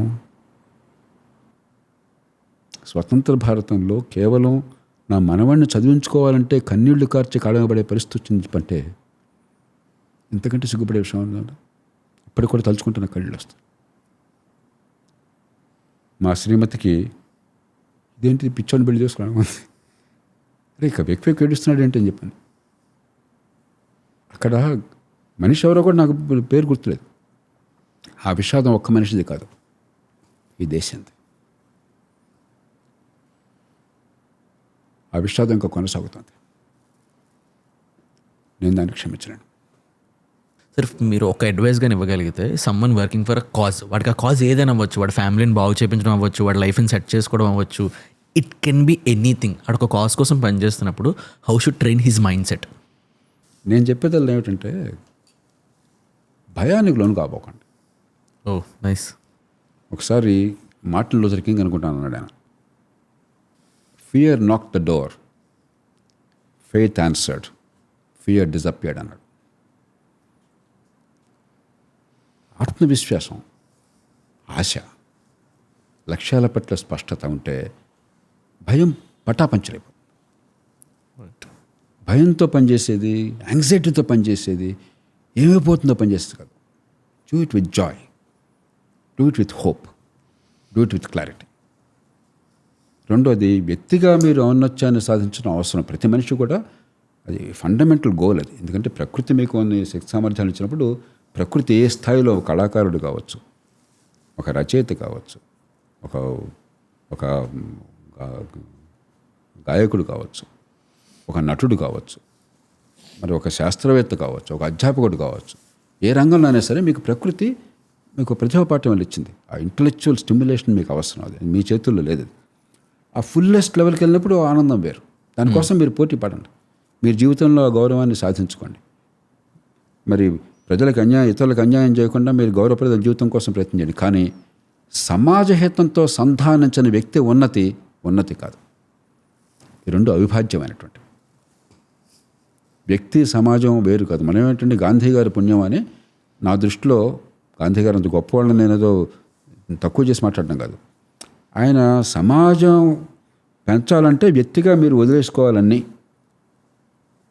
వ్యక్తిగా పెరిగితే సమాజం ఉండదు అని ఈ రెండుకి ఒక డ్యువాలిటీ తీసుకొచ్చారు. నా దృష్టిలో అది కరెక్ట్ కాదు. సమాజము వ్యక్తి అవిభాజ్యం. ఓకే. సమాజహితం అంటే అది గొప్ప విషయం ఏం కాదు. మనందరికీ అవసరమైంది సొంతంగా చేసుకోలేనిదే సమాజహితం. నేను ఎప్పుడు చెప్తుంటాను, మీరెంత గొప్పవాళ్ళైనా సరే పక్కింటి పోరగానుకుంటున్న దోమలు మీ దగ్గరికి వస్తాయి, మిమ్మల్ని కొడతాయి, మీకు ఆ జబ్బు వస్తుంది. దోమ ఉద్దేశం మీకు జబ్బు ఇవ్వాలని కాదు. దోమకి మీ వంశీ లేకపోతే నరేష్ మంచి పాడ్కాస్టర్స్, మంచి ఎంటర్ప్రెన్యూర్స్, దోమకి అదేం లేదు. వాడు కులం లేదు, మతం లేదు, వాడు డబ్బు లేదు, హోదా లేదు, ఇంకోటి లేదు. దోమధర్మం మిమ్మల్ని కొట్టడం, రక్తాన్ని పీల్చుకోవడం. ఆ క్రమంలో ఆ క్రిమి మీలో ప్రవేశిస్తుంది, మీకు జబ్బు వస్తుంది. దోమలు గొప్ప సోషలిస్టులు. ఏమీ రెస్పెక్ట్ చేయవు. దోమల నివారణ మీరు సొంతంగా చేసుకోలేరు. ఈ దేశంలో ప్రయత్నం చేస్తున్నాం, ఆల్ అవుట్లు ఈ నాట్లో చేస్తున్నాం. ఎంత చేసినా కూడా గత సంవత్సరం మా శ్రీమతికి నాకు ఒకేసారి చిక్కున్ గుంజ వచ్చింది. దోమల నుంచి కాపాడుకునే ప్రయత్నం చేస్తున్నాం, కానీ ఆపలేం. దోమల నివారణే సమాజ హితం. నా కోసం నాకు చిక్కున్ గుంజ రాకుండా చేసుకుంటున్నాను, నాకు డెంగ్యూ రాకుండా చేసుకుంటున్నాను. కాబట్టి వ్యక్తి ఔన్నత్యము, సమాజ హితము విడిగా అనుకున్న దాని నుంచి చాలా గందరగోళం చోటు చేసుకున్నారు. రెండూ కలిసి ఉన్నాయి. అదొక్కటి గుర్తు చేసుకుంటే భయం లేకుండా మీ మనసుకు నచ్చింది, ఆనందాన్ని ఇచ్చేది మీరు చేస్తే ఏ రంగంలో అయినా సరే మీరు విజయాలు సాధిస్తారు. సమాజానికి మీ వల్ల ప్రయోజనం చేయకూడదు. సార్, మీ ఎంటైర్ లైఫ్లో మీరు నేర్చుకున్న 3 బెస్ట్ లైఫ్ లెసన్స్, లేదా లైఫ్ మీకు నేర్పించిన 3 బెస్ట్ లైఫ్ లెసన్స్, ఇవి పొలిటికల్ ఏం లేకపోయినా ఎలా లేకపోయినా యాజ్ అ పర్సన్ మీరు గడిపిన ఈ కాలంలో నేర్చుకున్న 3 లైఫ్ లెసన్స్. మొట్టమొదటిది, సర్వీస్లో చేరిన కొత్త రోజుల్లో మా అందరికీ కొన్ని భ్రమలు, కొన్ని మూర్ఖత్వాలు ఉంటాయి. చాలా గొప్పవాళ్ళం అనే భావం కూడా ఉంటుంది. కొన్ని లక్షల మందిలో మనం వచ్చాము అని చెప్పి దానిలో ఐఏఎస్, ఐపీఎస్ ఎక్కువ తక్కువ, డైరెక్ట్ రిక్రూట్, ప్రమోట్, ఇలా చాలా రకరకాలుగా ఉంటాయి. చాలా తొందరగా నేను నేర్చుకుంది ఏంటంటే ఇవన్నీ పచ్చి అబద్ధాలు అని చెప్పి. చాలా సమర్థులు, దూరదృష్టి ఉన్నటువంటి ప్రమోటీస్ని చూశాను. చాలా సంకుచితమైన దృక్పథము, మూర్ఖత్వం ఉన్నటువంటి డైరెక్ట్ రిక్రూట్స్ని చూశాను. ఉదాహరణ, మనసు లేకుండా ఉండి క్రూడ్గా ప్రవర్తిస్తున్న ఐఏఎస్ అధికారులను చూశాను. మనసు పెట్టి సమాజాన్ని అర్థం చేసుకుని ప్రవర్తిస్తున్న ఐపీఎస్ ఆఫీసర్లను చూశాను. అందుకే అప్పటి నుంచి ఇప్పటిదాకా ఉన్నతాధికారులు కొత్తగా వస్తున్న వాళ్ళతో నేను చెప్తాను, ఇలాంటి పిచ్చి ఆలోచనలు పక్కన పెట్టే, ఈ స్టీరియోటైపింగ్ పక్కన పెట్టి ఏం చేస్తున్నారు, ఏం ప్రయోజనం జరుగుతుంది ఒక్కటి చూసి అంచనావే. 2, ఇది ఎంతకంటే ముఖ్యం, మన సమాజంలో కులాలకు వర్తిస్తుంది, మతాలకు వర్తిస్తుంది. మనకు పుట్టుక నుంచి ఈ సైకాలజీ ఆఫ్ క్యాస్ట్ అంటాం. కులాన్ని పాటించకపోయినా కూడా కుల ప్రభావం మన మనసుల మీద చాలా ఉంది. కాబట్టి మనందరం ఏంటంటే ఈ కులం అంటే అప్రయత్నంగా మన మనసులో ఒక ఇమేజ్ ఏర్పడుతుంది.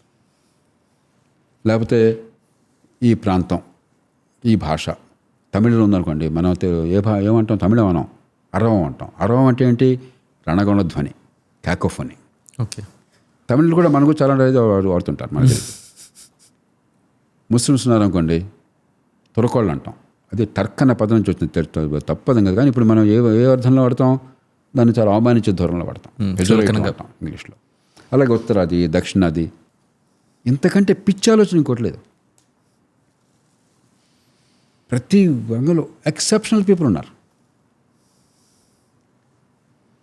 మన పిల్లలకి అనారోగ్యం వస్తే, ప్రాణాలు కాపాడే పరిస్థితి వస్తే, నేను స్వయంగా చెప్తాను, నా కుటుంబంలో ఎవరికో వస్తే డాక్టర్ గారికి ఆ పేషెంట్ నాకు చెప్పి, డాక్టర్ గారు at this moment you are my God అని చెప్పాను. నాకంటే కుర్రాడాను. సో మంచిగా చెడుకో నాకు వయసు, అనుభవం చాలా ఉన్నాయి కదా, కానీ అవన్నీ పక్కన పెట్టండి. ఆ క్షణంలో ఆయన నాకు దేవుడు. ఆయన కులం ఏంటి, ఆయన మతం ఏంటి, ఆయన నాకు అది తట్ల, నాకు అనవసరం అది. నా పిల్లలు చదువుకోవాలని చెప్పంటే పిల్లల విద్యాబుద్ధులు వికసించే ఏర్పాటు చేసి వాళ్ళ మనస్సుల్లోకి చూసుకుని వాళ్ళని ఇన్స్పైర్ చేసేవాడు నాకు దేవుడు. వాడు కులం ఏంటి, మతం ఏంటి నాకు? మీ సెల్ఫ్ ఇంట్రెస్ట్ని చూడండి. మీరేదో త్యాగాలు కూడా అక్కర్లా, గొప్ప విషయం అక్కర్లా. మీకు లాభం ఏంటో ఇంగిత జ్ఞానంతో ఆలోచించాలి, నీకు లాభం ఏంటో ఆలోచించుకో. ఇది 2వది నేను నేర్చుకున్న జీవితంలో. 3వది, ఎవరెంత శ్రమ పడ్డారు, ఎన్ని పదవులు పొందారు, ఇవన్నీ విజయాలు కాదు. ఇందాక చెప్పాను, నెల్సన్ మండేలా చెప్పారు ఒకసారి, ఒక మనిషిని అంచనా వేయవలసింది అతడు సాధించిన పదవుల్ని, పొందిన అధికారాన్ని, సంపాదించిన డబ్బుని, అనుభవించిన హోదాని బట్టి కాదు, ఎంతమంది మీద విశేషంగా వాళ్ళ జీవితాలని ప్రభావితం చేయగలిగారు పాజిటివ్గా. అదొక్కటే మనిషి జీవితానికి తర్కణం. అదొక్కటే మనల్ని గుర్తుంచొచ్చేసేది. అందరం పోవాల్సిన వాడు. మా ముత్తాత ఎవరో నాకు తెలియదు. ఒక ముత్తాత నాకు మా అమ్మగారి నాన్న నేను కలిశాను ఆయన్ని. మిగతా ముత్తాతలు ఎవరు నేను కలవను కూడా కలవడం. మరి వాళ్ళ సంతానం కదా నేను. మన ముత్తాతలు మనకు తెలియకపోతే ఎవడే మనం గుర్తుంచుకునేది? Who cares? మనం ఏదో భ్రమలో ఉన్నాం కదా. మిగిలేదు ఒక్కటే, what is the impact that you made on people, on what scale? ఎంతమంది జీవితాలని పాజిటివ్గా ప్రభావితం చేసే ఒక్కటే జీవితాన్ని తరకండి. మిగతా అవన్నీ కూడా మనం అనుకుంటాం ఏదో గొప్ప అనుకుని. కన్యాశుల్కంలో గురజాడ అప్పారావు గారు ఒక వాళ్ళని ఏమంటారు నాకు గుర్తులేదు, నాకు సన్యాసులతో పాటిస్తాడు ఆయన. ఇల్లు ఇల్లనియేవు ఇల్లు నీదనియేవు చిలక, ఇల్లెక్కడే చిలక, ఊరికి ఉత్తరాన సమాధి పురాన 6 అడుగుల పొడుగున ఇల్లు ఉందని చెప్తాడు ఆయన. అది వాస్తవం. అంటే నిరాశ అక్కర్లా. That is life, that's inevitable. What lives is what impact you have made in ideas, in actions, in consequences, in the quality of life. Nothing else matters. Nothing else matters. Nice sir. It's really great talking to you sir. అసలు I really enjoyed this podcast. Thank you so much for doing this.